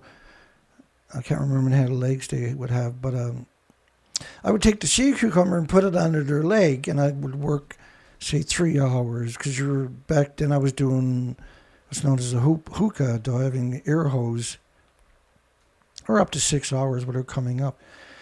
And when I was ready to come up, I would go over and take the sea cucumber away from the sun star. And by then, of course, the sea cucumbers excreted its stomach. That's one of their defense mechanisms. They'll also blow up like a football. That's what a sea cucumber. It looks like a deflated football, and then when it's under attack, it'll inhale a lot of water, and it has to excrete its stomach and to try to distract the predator, right? But I have worked in areas, and these were always pristine, never ever seen a diver before areas, and I would eat scallops right there where I was too. I wouldn't come up for food. I would just take a rock, break open scallops. I stopped carrying a knife with me because you would lose them all the time, right? And there was always objects like sharp shells and sharp rocks everywhere.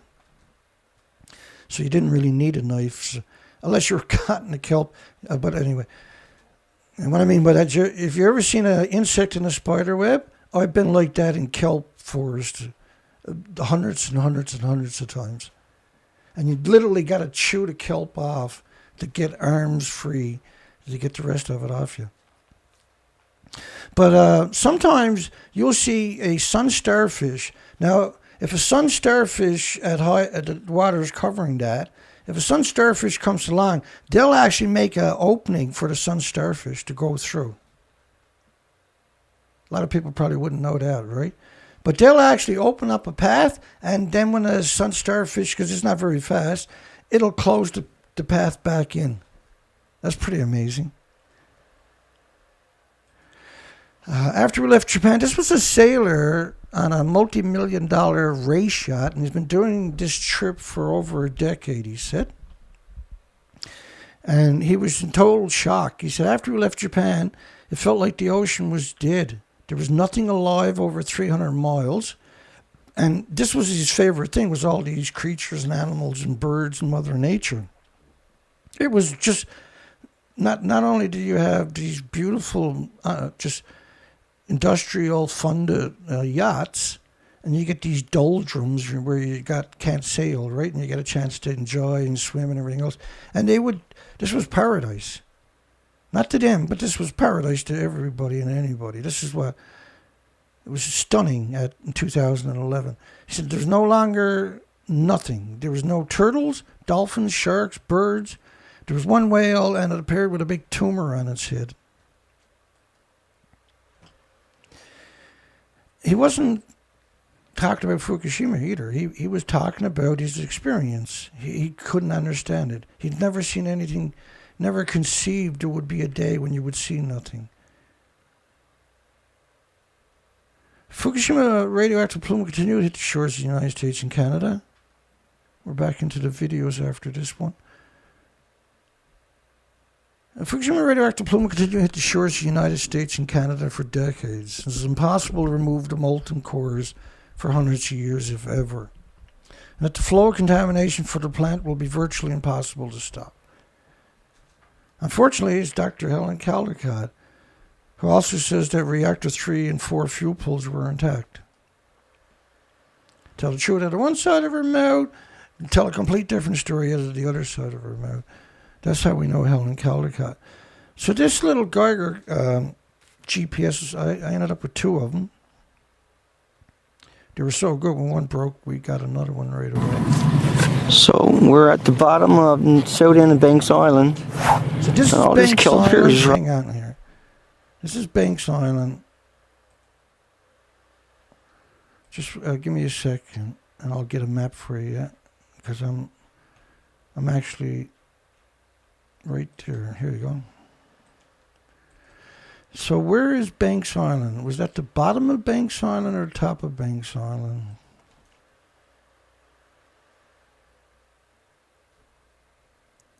Where the hell is Banks Island, Dana? Banks Island is right there. See, that's where my fingers do. That's the top of Banks Island. It's about 50 miles long. And that's Beaver's Passage down at the bottom of it. I dove that many years. And when I went there and done the research, the whole coast was stripped. That's right where my finger is pointing is called Terror Point, because it's such a scary place. I hit the bottom of the boat one day at about 25 knots. The rock wasn't on the GPS, big surprise, and I hit it. It was 2 days to get my courage back up. It deflated me, literally, like. And once I realized I was going to survive, I didn't tear the engine off the back of the boat. I wasn't going to float to sea or wasn't going to die. Took me 2 days to get that sick feeling out of my stomach. Like, even at nighttime in the bed, I was like, maybe I should go home. That was no fun. Let's play the video. So we're at the bottom of south end of Banks Island. Terror Point. All this kelp here is rotten. There's a lot of it here. And the only starfish we've seen this morning, we're on the west side here. And like, I don't know if you can, how good you can see it, but everything is like that. No matter where you go, it's shocking. And so there's nothing on the shoreline whatsoever, only a handful of these algae at a 600, and all the other species are missing. And it's Sunday, August the 14th, 15th, I guess, the 15th probably. Everything 2015 on the Expedition for Life, heading down the coast, south. Now, I put the camera underwater here, but I don't know where that particular, I should have had that, my apologies. And obsolete optics, if I got to try to beat him to it now, he's going to say, where's the Geiger counter? I know this is not, you're not going to believe me when I say this, but I forgot to charge the battery again. Twice in 1 week. That's bizarre, right? It's usually once every couple of months that I forget to charge the battery up. I got a lot going on okay, I got no excuses, I get that, but. So that was Banks Island, the bottom of Banks Island, I think. And so this was, I was running to Banks Island, I think. Yeah, that was the beginning of I was running to Banks Island. Oh yeah, I recognize this. This is inside of Otter's Passage.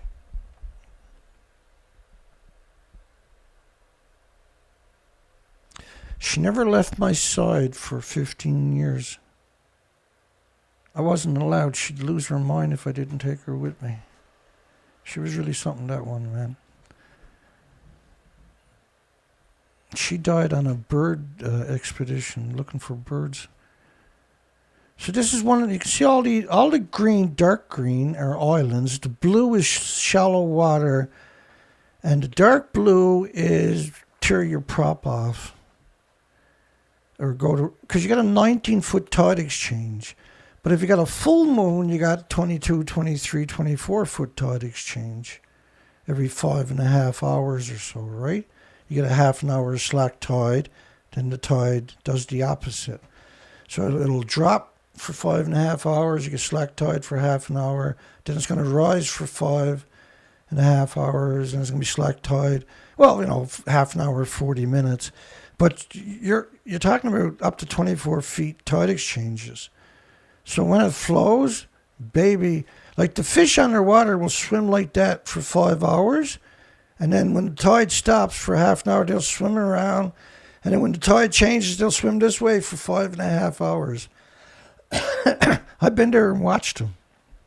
I've been there working right alongside of them.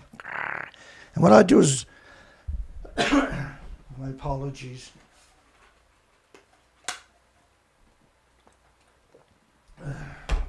I don't even.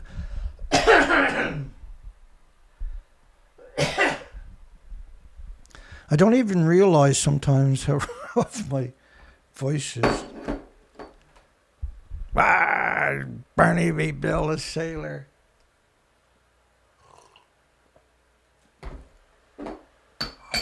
And this is day 5 in a row of telling the stories of nuclear tonight. Now there's 27,000 islands, but there's 3 million rocks there that are hid away at high tide. And so different levels of tide, so it's very difficult to learn the landscape. I'm extremely good with dead reckoning.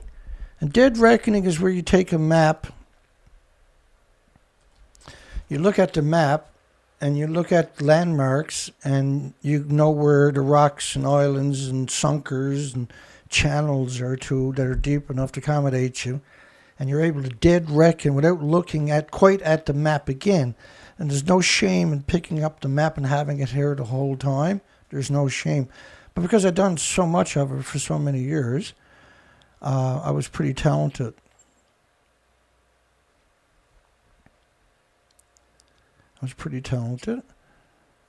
And so, see this little split that goes in here?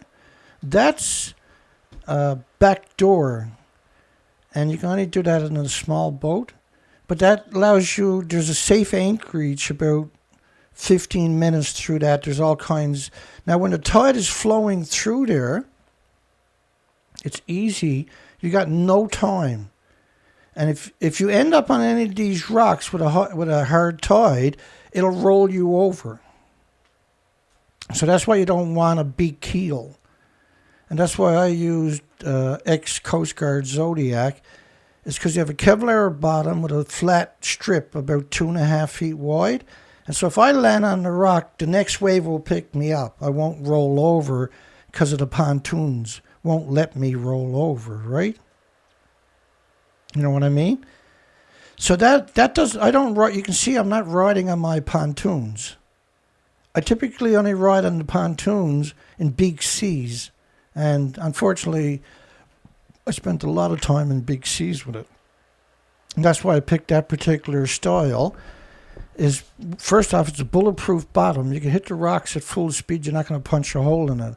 You might break your, like I had one time where I actually broke teeth on the dash. I came to a dead stop by hitting a rock. There was another time at nighttime I ran up on because this is all rainforest, huge trees. There was another night, it was pretty bad seas. I ended up on about 7 or 8 logs, caught up with a whole bunch of kelp. Close to the coastline, I ran up on it, and I couldn't get off it. And we had seas coming in. Eventually, because I had a Zodiac, the first thing I done was lifted the leg up and checked, make sure everything was okay. And finally, I had a wave come in big enough. Now I was waiting, and I dropped the motor, fired it up, and threw it in reverse and got off the logs. But that was really... I went and took a few days off because of that particular one. The next morning, I headed into port and done laundry. And I come up with a lot of excuses not to go back out for a couple of days, let's put it that way. Despite the fact that I couldn't afford to stay on shore. So this is low tide, almost tide.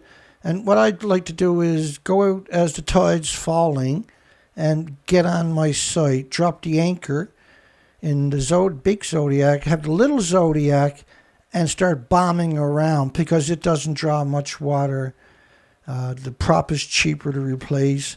It burns literally no gas, extremely quiet, and it's personal. You can get up really close without risking the big operation, right? So we've done this for year after years after years. And there was huge radioactive fallout when I was up there. There was a lot of aftershocks and earthquakes. There was ongoing releases for many years. And I was where it would first come ashore. And so I definitely got a nasty brunt. Discrete accidents are happening at Fukushima and releasing radioactive materials into the Pacific Ocean. Well, because they got the homeless and the destitute and the victims of society, and the immigrants don't speak the language, it's hard not to have constant accidents. Plus, it's on an earthquake fault line.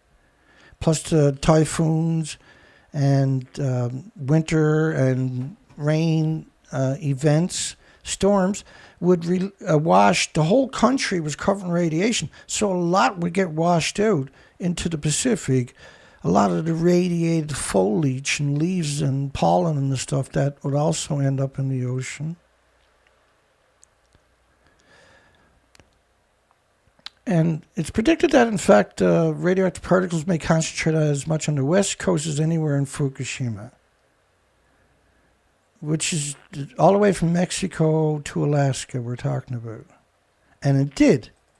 And we can quantify that because we and,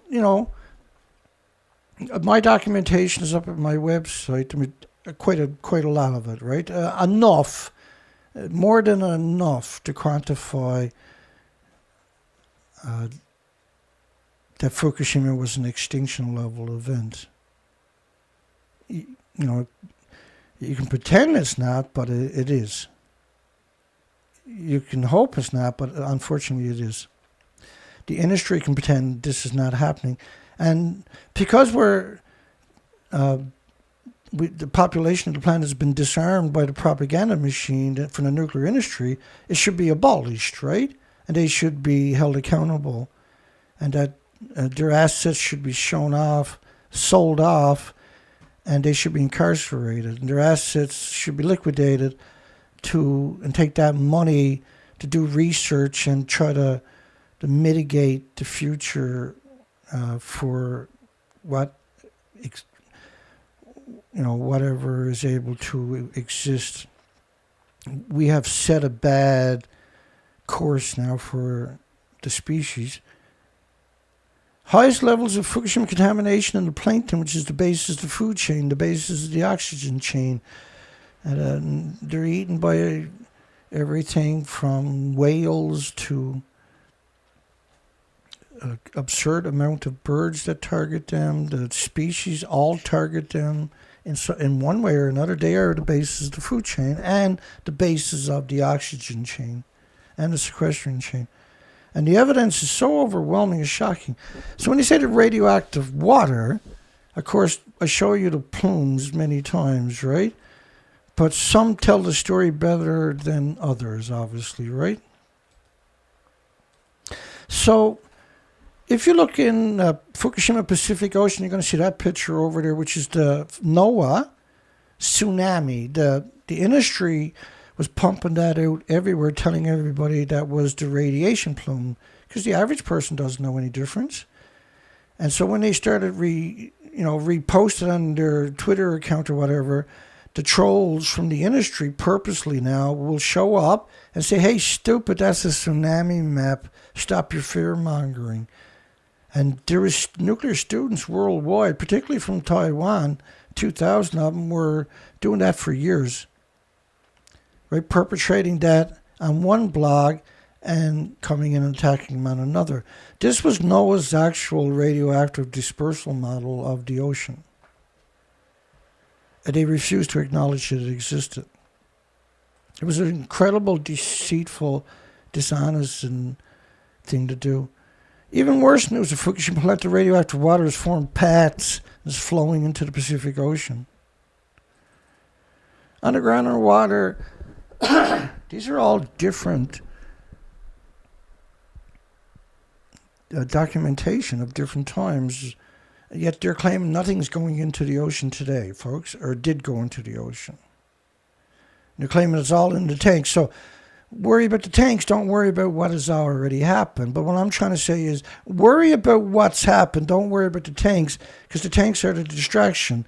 They're empty. They were built to make you complacent, same as Spider-Man and the Hulk, Superman. Underground water skyrockets from not detected, which is not true statement. 1.7 million becquerels a liter of strontium-90. Well, 2014 is about 1,000, which is when it should have showed up at 1,000 days. Strontium peaks, and it peaks for about 10,000 days. And so 1,000 days, close to 3 years, which is February 2014, by the way, is the appropriate number for the rate, because it starts building up. So for every cesium-137 you hear about, there's 100 times more strontium-90. The strontium-90 peaks for around 10,000 days, like 30 years or something.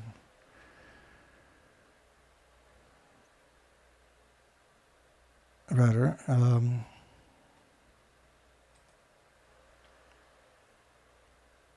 radioactive water is pouring out every day. Now remember, the airborne plumes had already contaminated the entire planet. But yes, they're pouring huge water over the ocean, or over the site, different places on the site, and rainfall and snow and everything else. And that is washing huge amounts constantly into the ocean. Like I said, why would you build an ice wall when you can build a real wall? They're not serious, right?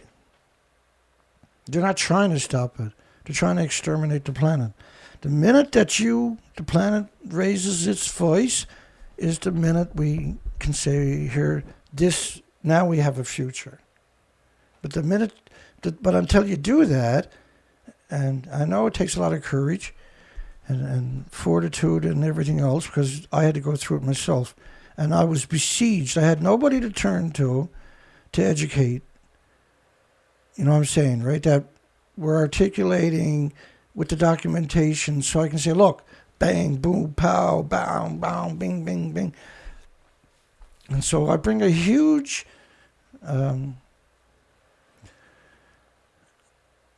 there's so many facets to this story, right? And so I approach it from many, many, many different angles. This is why we do 5 shows a week on top of that.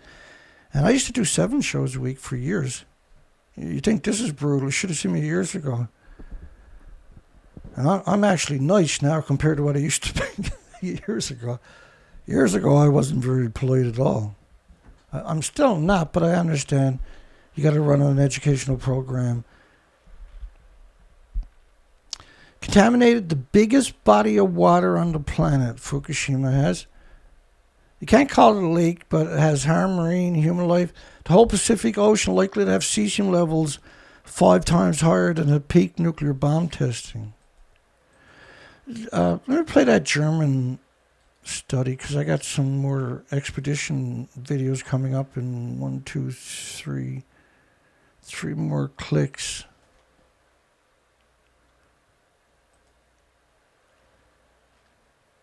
This was a German study, but they're based on their study only on small amount going into the Pacific Ocean, not continuous.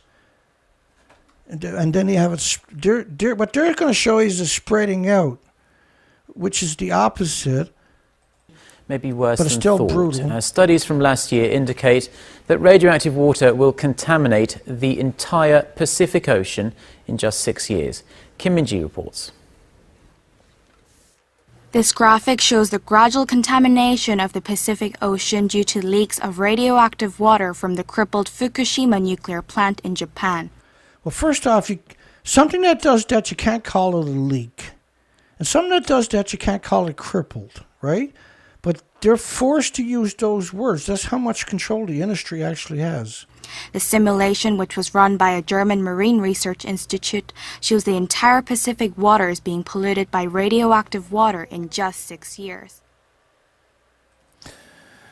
Famous actor, Fukushima is dumping nuclear fuel directly into the Pacific. And that plutonium was named after the devil.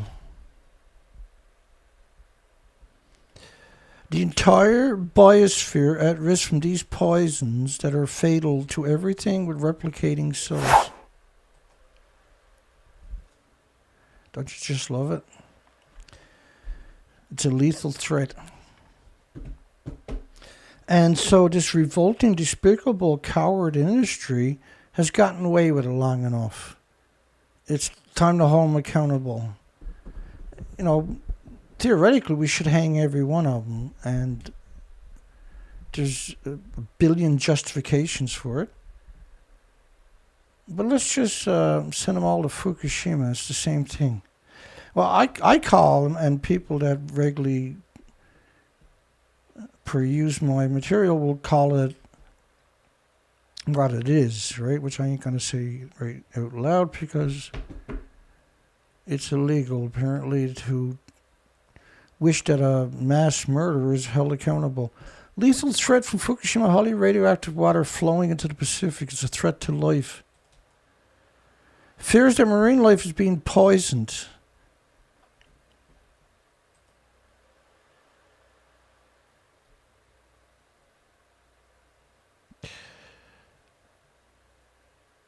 And did we already see this one? Yeah, we already seen this one, I think. Yeah, we did so. I smurfed up. Fukushima nuclear plant is out of control. The nuclear fuel is in the ground. Will just wash it out into the ocean. The pollution of the Pacific Ocean to continue more or less forever. It's a complete different story what they tell you about the tanks, isn't it?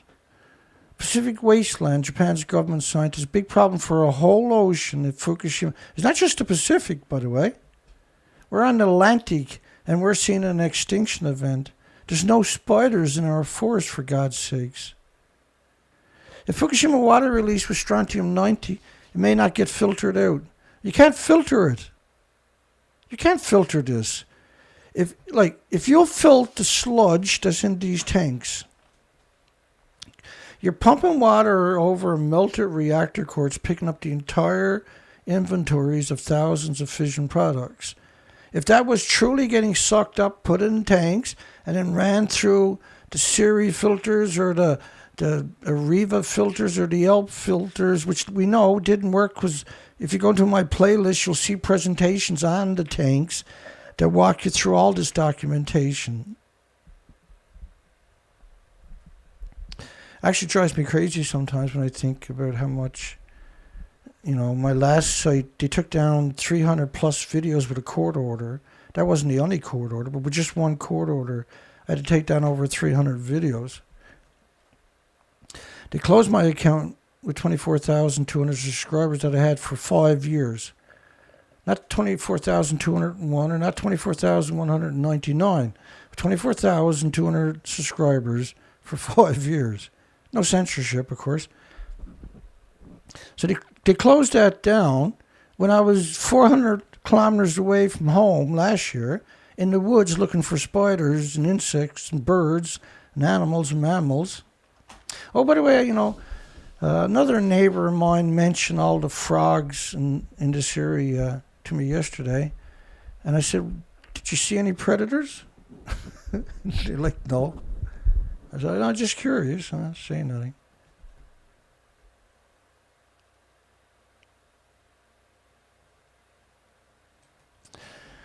Because they're not here, right? At the front of my house here has around 25 spiders on it, but there's no spiders in the trees or the bushes. And there's nothing in the spider webs to eat. They're not catching anything. Except for little tiny, there's just little tiny insects. They're not mosquitoes, and there's no mosquitoes in the webs all summer whatsoever. But there's these little tiny ones that might land on you, but they're not biting. That they're catching in some of the webs where my light is at nighttime, is what I mean by that. If it wasn't for the light, they won't get nothing to eat. World Trade Organization, which is United Nations, backs Japan's complaint against South Korea because South Korea had a ban on Fukushima foods. And so the World Trade Organization says you got to take the food. You're part of the World Trade Organization. You have to poison your population. Taiwan was the same thing. Where in 2018 they had a referendum. Should we import food from the nuclear meltdown wasteland? And they said no. They had a referendum. This year, they didn't have a referendum because the referendum was over. So instead of having another referendum, the current Prime Minister said with a shake of a hand to the Japanese puppet Prime Minister, hey, shove it on in, baby. Let's get rid of the slaves. TV. Fukushima is the most important issue going on in the world. And everyone should stop what they're doing and work together. Because we could have come up with a solution. Instead, nuclear industry, particularly Britain on top of that, conspired with the universities and the media and governments of United Nations and NATO to disinform the population, to deceive the population, and to promote nuclear. It was the nuclear industry worldwide done this to us. Because they knew you were uneducated, they bombarded you for decades with Spider-Man and the Hulk to the place where you're incompetent when it comes to the topic. The average person, I'm saying, not the ones that are watching this, because you don't make it this far in the video without understanding what's going on. And if you do, you're a miracle. Bless your heart. The government's afraid to look into Fukushima. It's going to lead to the destruction of the industries. Well, it led to them anyway, didn't it? The industry if the industry tells you the truth, you say, well, you just lied to us for 80 years, did you? Everybody on the planet is going to scream at them all day, every day. And these are cowards. These people are cowards. These are incredible cowards. They're all gone to shock as the sardines, which is a huge feeder fish for all kinds of species and migratory animals, vanished. They didn't find a single one all summer. This is about the entire Pacific Ocean. Canada, Mexico, United States, we don't know. The young aren't surviving. You can't survive when you destroy an ocean. That's how it works. Pitiful. Fukushima plume hitting the west coast in Alaska any day now. No government agency monitoring the ocean. Well, there was me. I was out there. There was you, because you helped support it, right? It couldn't exist without everybody working together. I still feel like a punching bag after all those years. You know that, right? I still haven't recovered. And so we're planning on heading on the ocean. I probably won't get out to tomorrow because we're waiting for a part to show up. But if the weather's appropriate, the part shows up, I'll be out there tomorrow. Saturday and Sunday, Monday, Tuesday, Wednesday. This will probably be the last presentation for a while, or it could be back Monday, who knows. If we don't, ultimately we got to fund this operation. So just before I move, let's talk about it for a second. Jean A donated 100 last night. James Lucid, who never stopped donating for years now, donated another 190 last night. And Stephen Young donated $50 the day before. So that's 340, I think. That'll fill up the tanks, right, of the boat, basically. But so I can't do that because you got to pay. You gotta. It's 3,000 pounds. You got to lug it. There's a lot of fuel, so you got to think it through.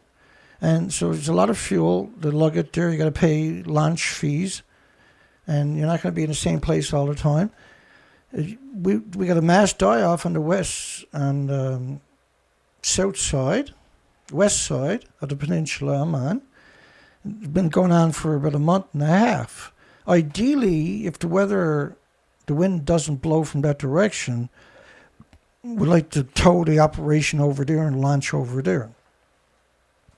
And so that's a risky thing to do when you don't have thousands of dollars to get you out of a hole, right? At your fingertips. But that's what we're supposed to do. We don't, because to get rid of my 24,000 subscribers last year, while I was out looking for spiders, it's hard to fund the operation. But the way I see it, if I raised another 600 by Monday or Tuesday, then we're good to go. And then as long as 50 and $100 are trickling in every couple of days, we can stay out there for several weeks and pull this off.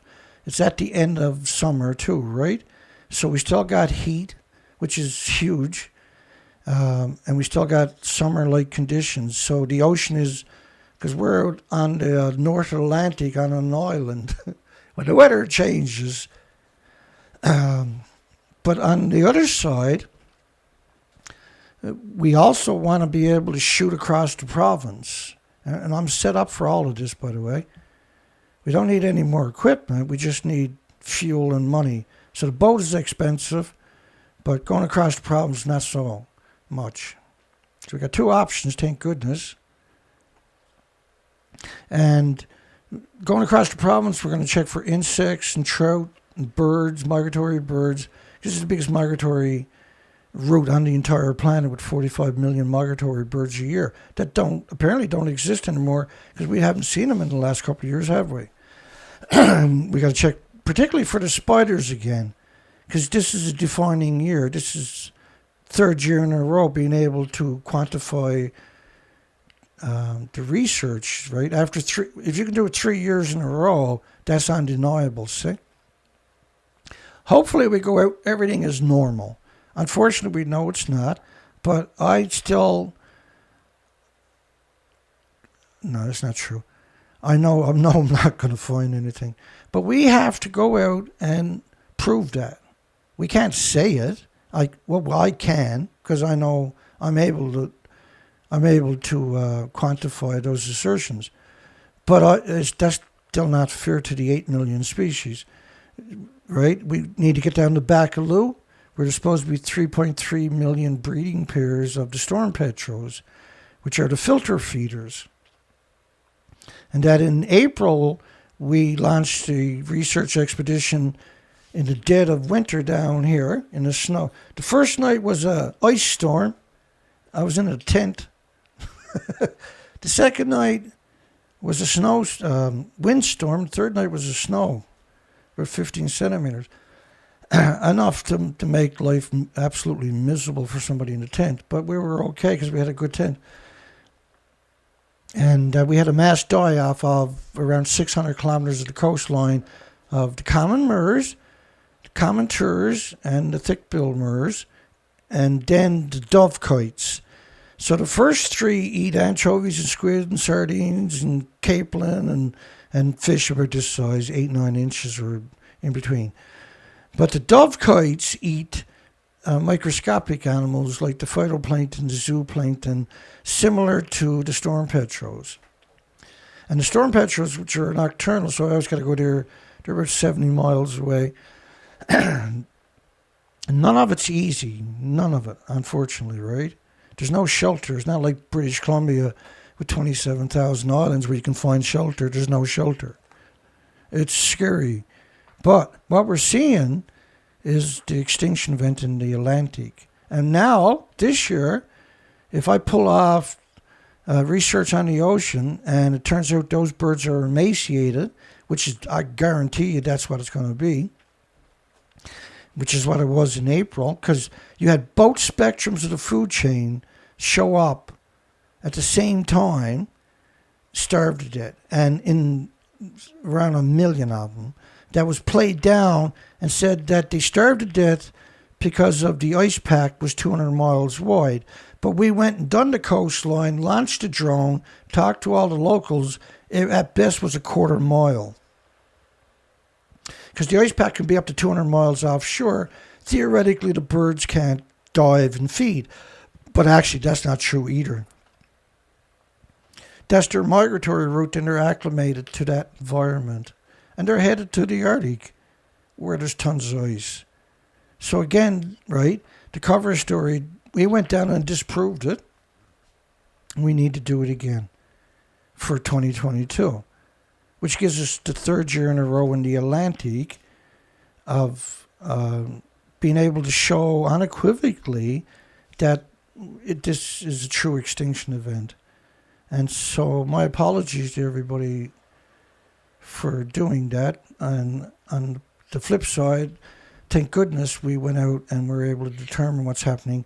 And hopefully the world will fight against the industry and start reining back control of our universities and our medias and our key positions in government, and prosecute these evil, insidious, hideous, monstrous cowards. I haven't got a video ready to go, so hang on, I'll go get one from the massive friggin' pile that I got here.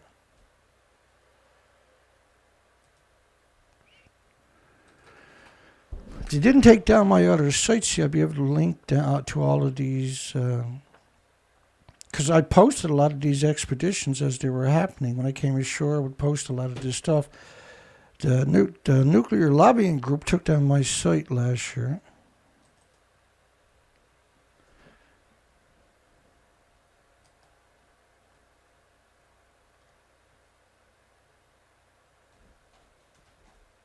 Let me see.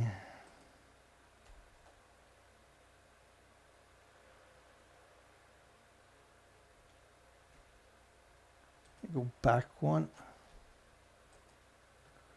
Louise Passage.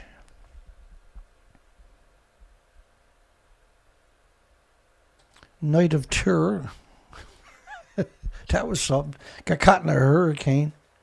Oh, this is the trip back from Idaho, formerly known as the Queen Charlotte Islands. We got a break in the weather.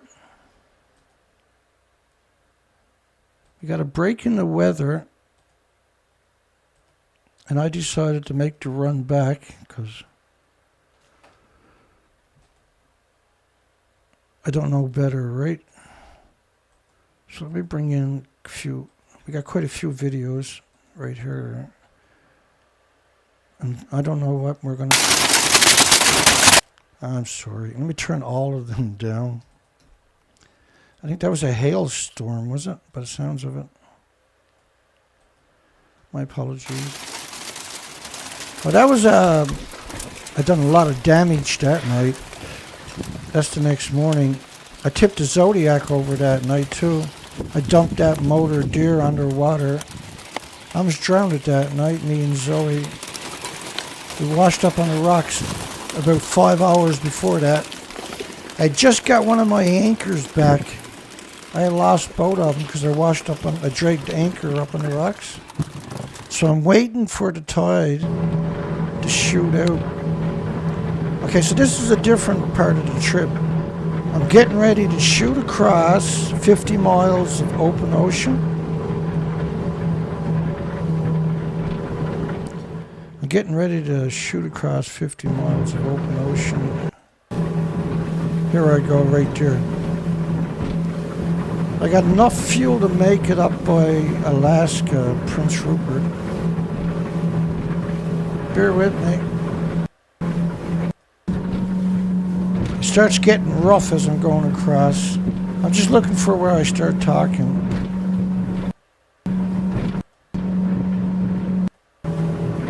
I'll get there, hang on.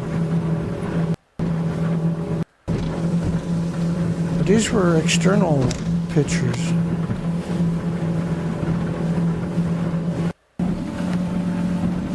I'm just leaving there to go across, I think.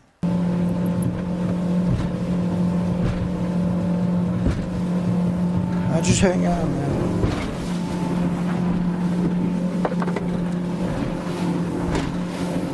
Poor Zoe.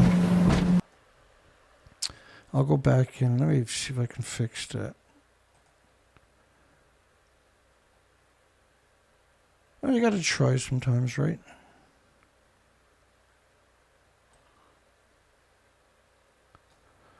I just want to bring my color back in the line for everybody.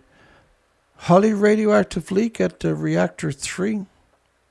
The melted fuel coolant thought to be flowing from the containment vessel for unknown reasons. Let me see if I can find a picture of reactor 3 so you can understand how ludicrous that assertion is. Unit 3 didn't exist, right? It detonated. There was no containment vessel.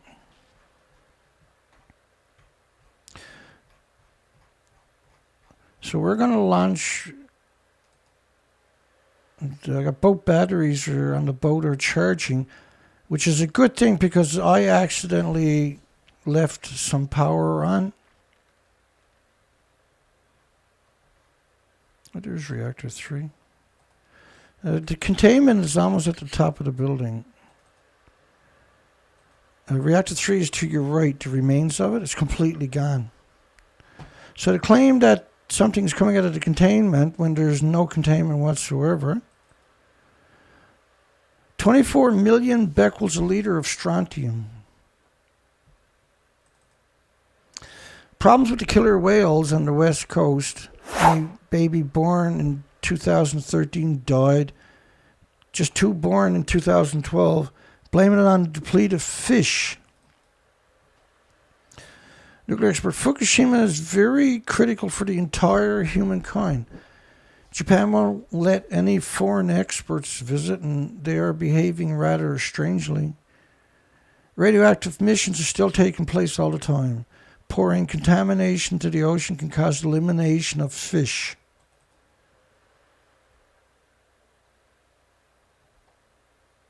Fukushima contamination may be pervasive across the food chain.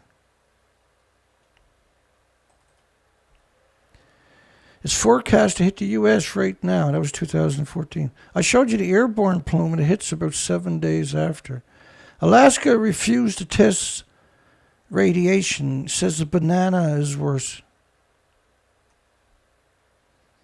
So the minute somebody says that man-made anthropogenic radiation is equal to a banana, anybody that does that there should be a law that makes it illegal, because that's an incredible, deceitful, despicable misrepresentation. I'll just tell you what the difference is. Hang on. I'll show it to you. Just give me a second. The difference between natural and man-made in the same quantities. I can tell you, but it's better to show you. And it takes a second, and here that second is almost up. It's 71 10 millionths of a curie per gram for man-made or natural. So a curie is 37 billion atomic decays, disintegrations per second.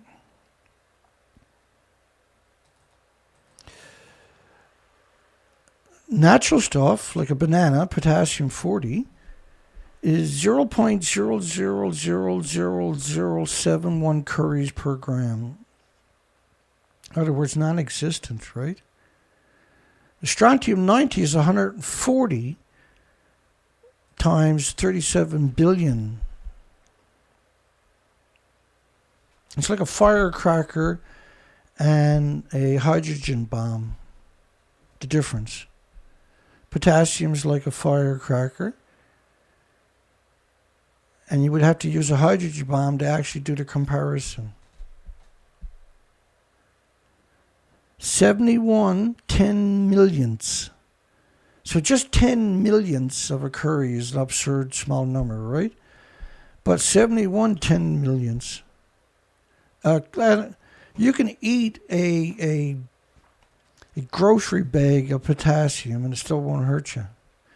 Your body will just excrete it, right? It doesn't bioaccumulate it any more than what your body natural has. But everything has potassium 40 into it.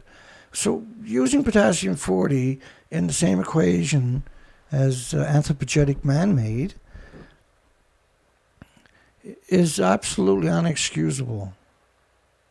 Is 100% wicked and evil. It's hard to really articulate how deceptive it is. It's how would you put it? It's like you went with a lottery ticket and you checked it, and it was worth $60 million, and You bring it to the shop and they put their name on the ticket and gave you $1. That's the insult, right? They robbed you of your future and your children's future. They took the lottery of life away from you. Newspaper ignores scientific model shows Fukushima radiation impacting the West Coast. And I showed you those depictions where they showed you the tsunami model of NOAA versus the real model, right, just recently. MIT senior scientists at the event said Japanese scientists are censored. They're not allowed to publish the research and compare Fukushima to Chernobyl. Chernobyl's a 220-ton reactor, mostly graphite. Fukushima's are 720-ton reactors, pure uranium plutonium. And Fukushima wasn't insignificant. They closed 9,000 farms in Ireland, Scotland, United Kingdom.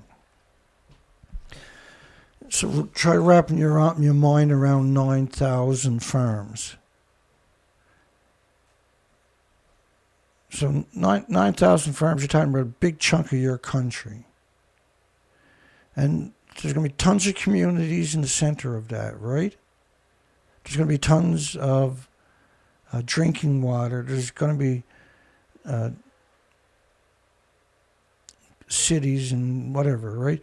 You can't contaminate 9,000 farms without contaminating every square inch of that country. But they closed 9,000 farms in Ireland, Scotland, United Kingdom because of Chernobyl 3,000 miles away. And Chernobyl, despite the fact that that was incredibly brutal, it's like a paper towel compared to Fukushima. And Chernobyl was brutal, folks. There's orphanages after orphanages after orphanages of disfigured and abandoned children that don't even have a color TV, let alone a color TV or a radio as a distraction. You wouldn't sleep under mattresses if I pointed a gun at you. Scientists present a link between unusual Alaska seal deaths and Fukushima fallouts, skin lesions, hair loss, lethargic pulsed releases when the buildup of radionuclides was set free. So you had all this ice, and it gathered up a lot of Fukushima fallout. When it melted, it destroyed the ecosystem. You know, sometimes I'll do a whole presentation just on emaciated mass die-off of different mammals and animals and birds, where it's just stunning. And that's the problem. Well, not the problem, but I think that's what a lot of people don't understand about me.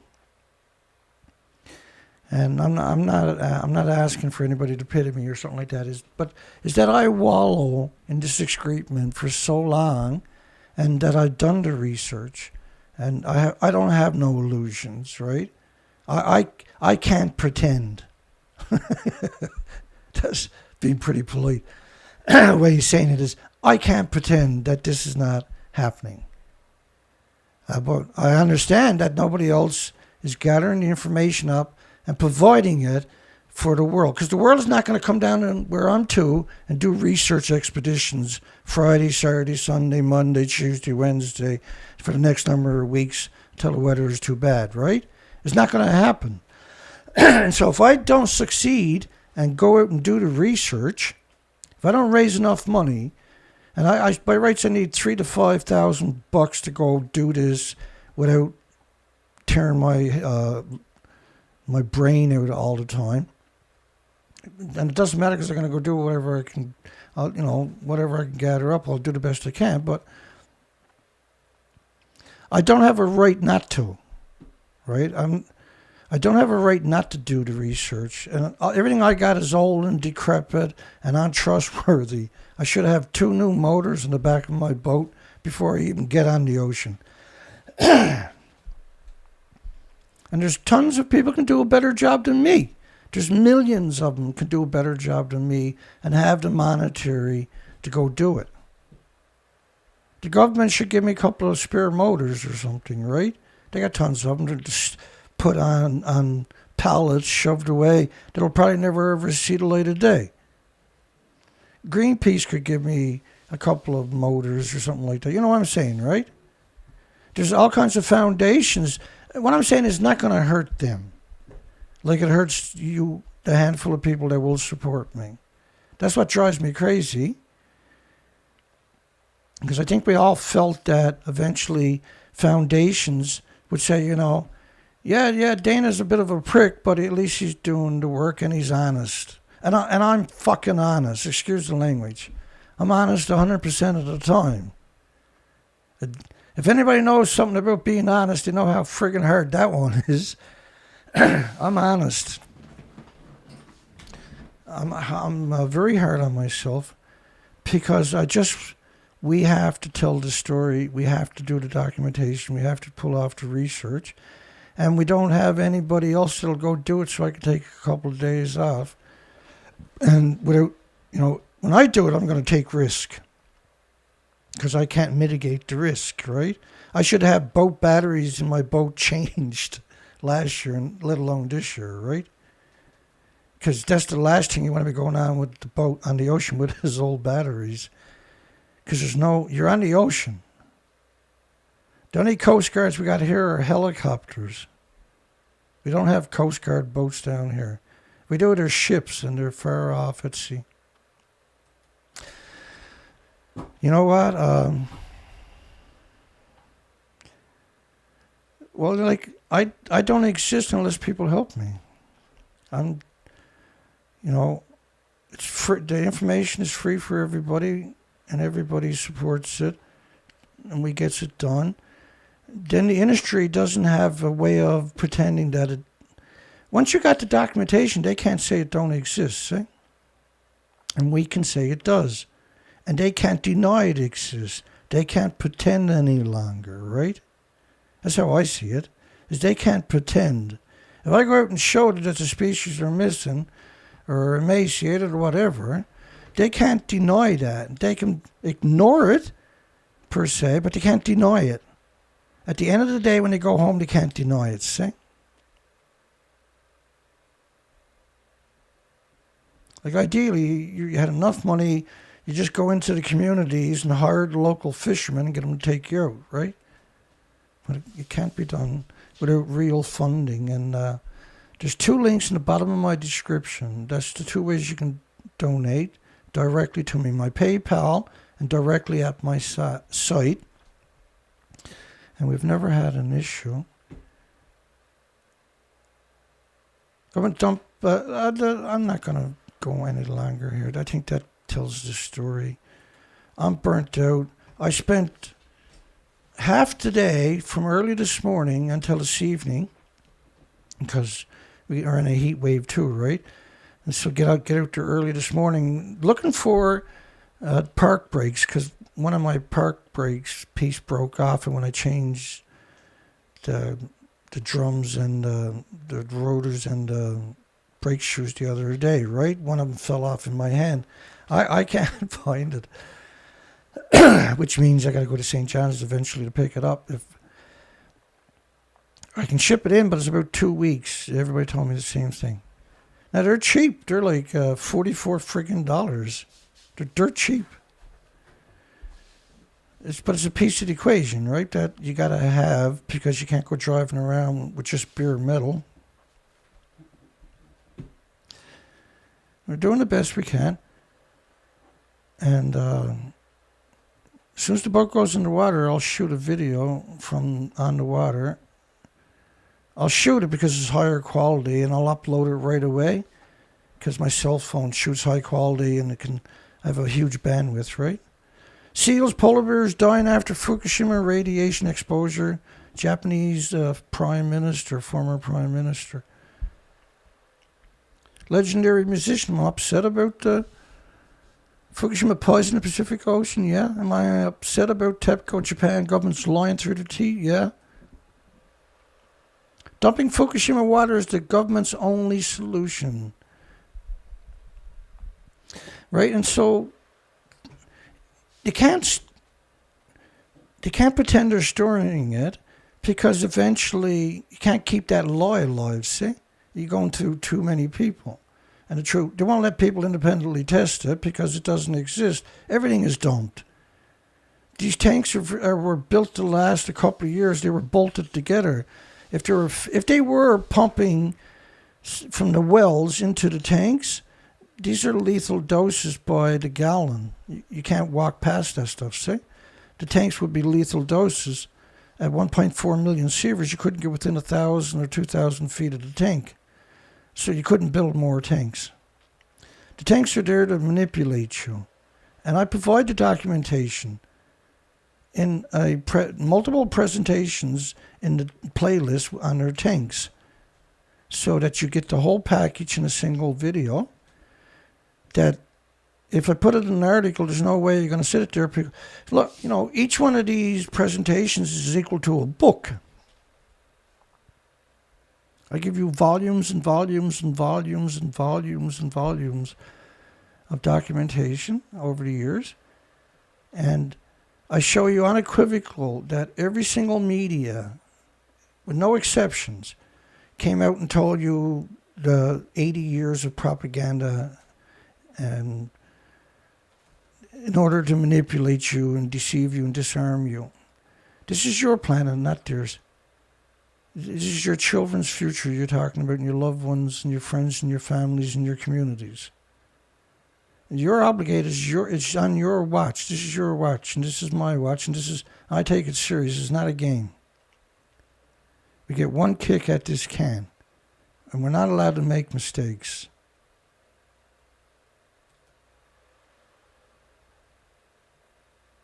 Mind-blowing die-off in the Pacifics.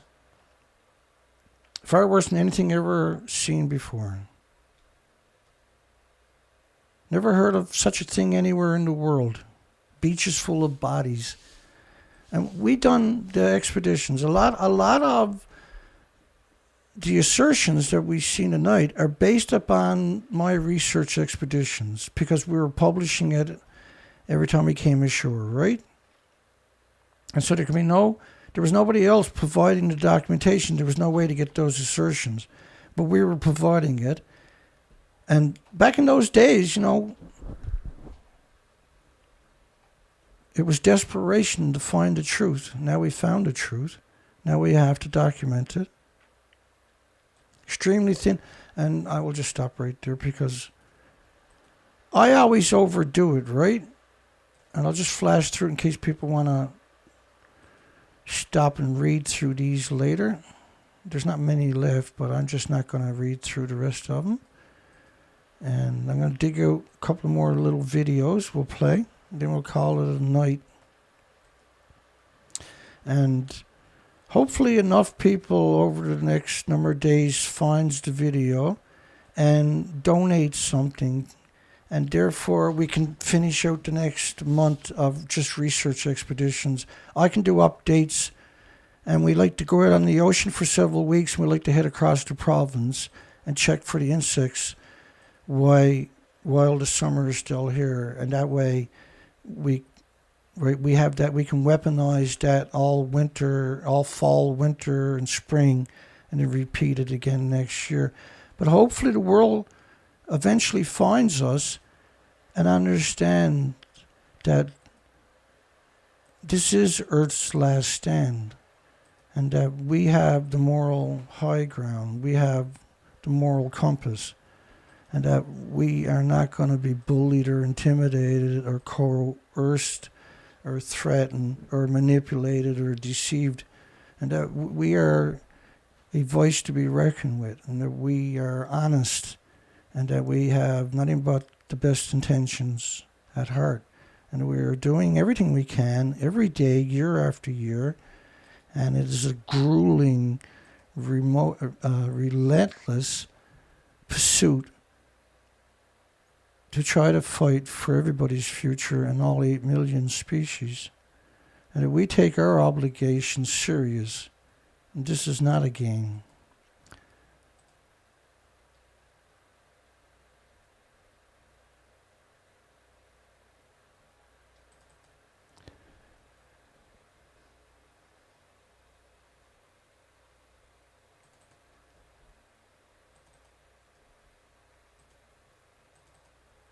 And I don't know. We're almost through.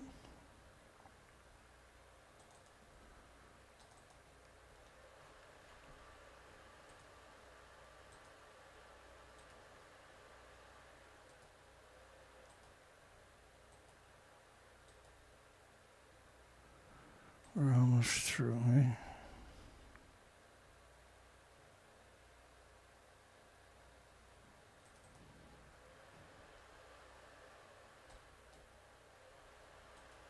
I was just trying to show us one more video, but... Well, it's daylight. I don't know if you can see. Look, that's where I drove all That was the night battle. long in the circle. No anchors. All my anchors right there off that point in the sunlight right there. Flipped the Zodiac over, so the engine went underwater. I got the Zodiac up on the roof. It was a big struggle. I'm drifting back and Blue forth pontoon. in Bag Harbor. It's April the 28th. I've been at this since 3 o'clock in the morning. I finally got everything sorted away. I'm just going to get my anchors back and wait for the high tide in 2 hours to shoot through. It's almost over. I need a Sorry. minute before I can get out of here, so in case something goes wrong, I can drop an anchor. Hey Zoe, you had a rough night. I think we all did. That was a hellish 4 hours. So what I done was I drove head into the wind and then I drifted back all for 4 hours, waiting for the tide to go slack so I can go retrieve my anchors. I'd washed up on the rocks in a hurricane. And I was just trying to find pictures of the prop. Just hang on here. Maybe I got pictures instead.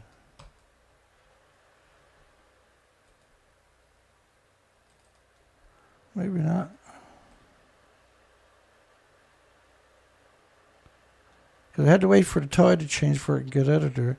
I didn't change the prop till I got out of there. Just give me one more try. I could find that. I could do it.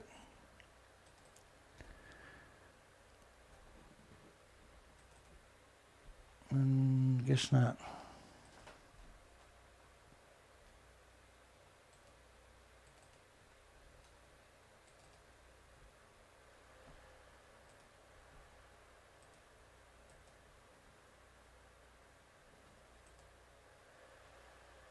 No, I guess not. Anyway, one more try. Looks like we got lucky. There we go.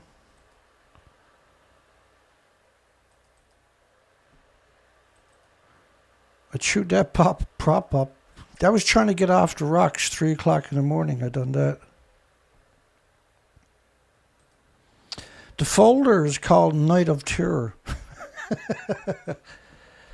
It took 9 days to repair everything. I had to go limp into Queen Charlotte City, which took would normally take about 6 hours. Took 2 days because I'd flipped the Zodiac upside down. I almost drowned. Zoe almost drowned.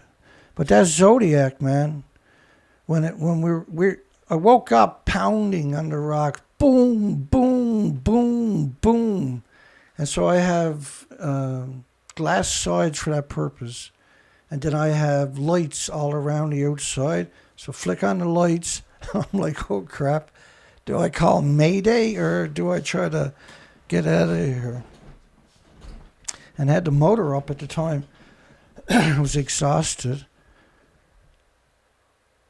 It was a long, difficult day. I can show you the end of... Because I was out on the beach that day, despite the weather. And I show you that video on a regular basis, right? That's this video here. This was the end there. It blew the pontoon. See, the pontoon was destroyed? And that night, that caused me to roll the boat with the blown pontoon. Because because you can see it's bad weather. That's high tide, or not high tide, tide's coming up. I'm headed back to my boat, and it's up at the head of that point. And that was earlier that day. And then you see me heading back towards the boat. And so I was exhausted, soaking wet and frozen, and listened to a few lectures and then fell asleep. And I woke up 3 o'clock with boom, boom, boom, boom. And it was hellish, big waves. Man, I'll never forget it. Okay, well, let's call it a show. Super happy we raised 340 over the last couple of days, right? So that gives us, say, tomorrow I'll put 200 worth of fuel into it. And the price of fuel just came down to a number of days, or a week ago or something, still there, at $1.74 a liter, which is, compared to what it was last month, is good, right? So super happy about that. And we'll start the expeditions either tomorrow evening or Saturday, if Amazon doesn't fuck up and make me wait until Monday, right? If the part doesn't show up, I'll be doing a show on Sunday. I probably might still do a show on Sunday if I don't travel. So we don't know. I don't know, right? We'll know, depending on how much money we can raise another 600 between now and Monday or Tuesday. That'll give me the confidence to go on. They head over to the west side of the Avalon and head towards the Burin Peninsula. We should be also heading up towards Musgrave Harbor because the die-off's up there. But the major die-off's been going on right there, so I'm pretty sure we can get all the documentation over there. Let's get some music going. We'll do a shout out for everybody. And don't worry if you can't donate, folks, for goodness sakes. As long as you are getting educated, that's a win, right? As long as you're learning and you're not being hoodwinked by the industry because you know better, then that's a win for all of us, isn't it?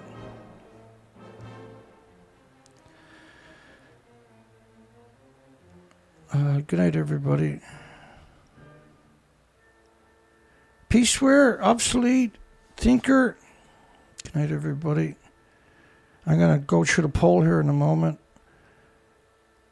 Timber, snakes and doggies. John Shiflett, Richard, thinker. Barks and Meows, Danny San, Darlene. Good night, everyone. Have a great night. Great day tomorrow. Shayla. I can't pronounce the name you're using, Shayla. I'm sorry.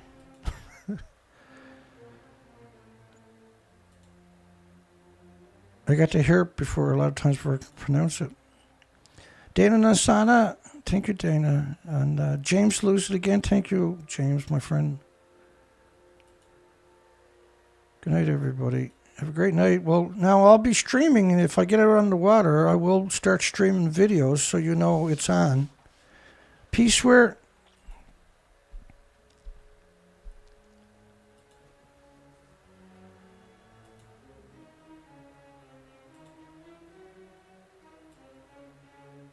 And if I miss you, I will read the comments later, of course, if I accidentally, because I'm scrolling fast. I'm going up this time. When I get to the top, I'm going to open the poll up.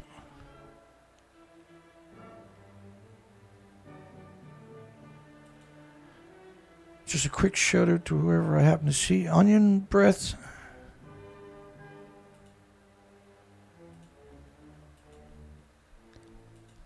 Just Elaine Campbell. Hello, Elaine.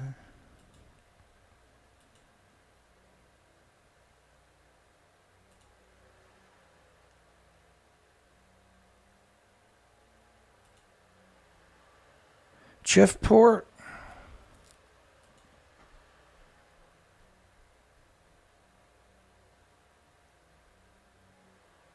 The fourth,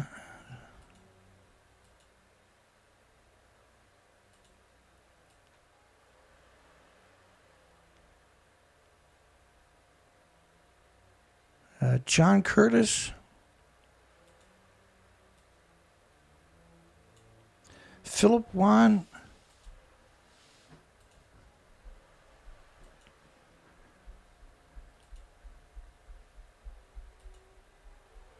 Angel's Place. Good night, everybody. Colette S is out there somewhere. Stephen Young is out there. I seen him earlier, I think. Swanee D will be along the moral a bit.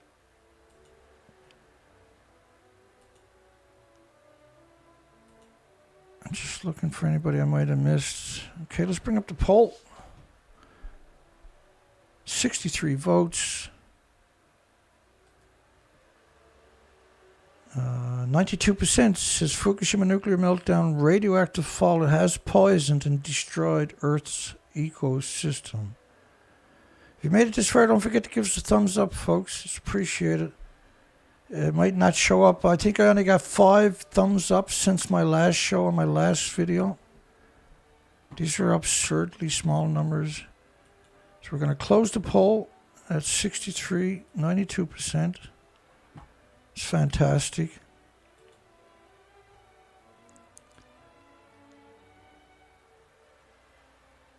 Yeah, good night, Elaine. Nice to see you. I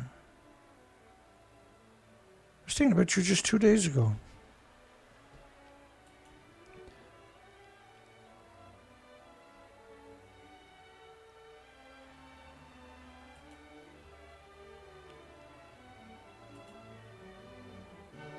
Just checking to see if there's anybody I missed in the last part of the... when I was going up through the names. Looks like I got everybody.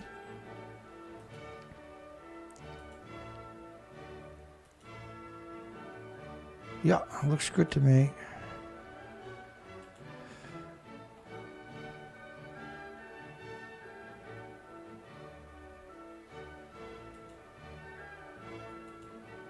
And so that worked out good. We covered all kinds of important stories, because originally there was reports coming out, but then it went radio silence after it started. It was actually 4 or 5 years before the media finally went completely silence. There was a lot of deception, but there was a lot of good documentation originally came out, right? So I'm super excited. We're going to get back out and finally get some answers, because I was worried it wasn't going to happen. And, you know, the kidney stone at the beginning of the season didn't help things, right? I couldn't conceive going anywhere once I realized how painful that was. Hugs for everybody. Let's keep our fingers crossed and hope we get the part tomorrow. And as soon as I get on the water, I'm going to post a video so everybody knows it's game on. And regardless, we got to consider the expedition across the province also. But most importantly, now we got to get out and check and see what the die-off is really about, right? And we're really close to doing that right now, so God bless everybody. Hugs for everybody. Have a great night, great day tomorrow, great weekend. Hopefully I can do a stream on Sunday, so check on Sunday. But also check, click on videos, because it won't show up for 12 hours normally on the front page. So when you come to my site, always click on videos or recent streams. So if you click on recent streams, they won't show. If you don't click on it, they won't show up for 12 hours on the front page. So open up the dialog box of videos, click on videos, and if you don't see anything recent, click on recent streams, because I might just stream from the ocean if I got a really strong signal. And I got a booster for the cell phone, so there's a real good possibility. Hugs for everybody. Thank you, everybody. Appreciate each and every one of you, because You are the most educated people on the planet of the most important subject in history. And that's something to be really proud of. Hugs for everybody. See everybody soon. Take care, folks.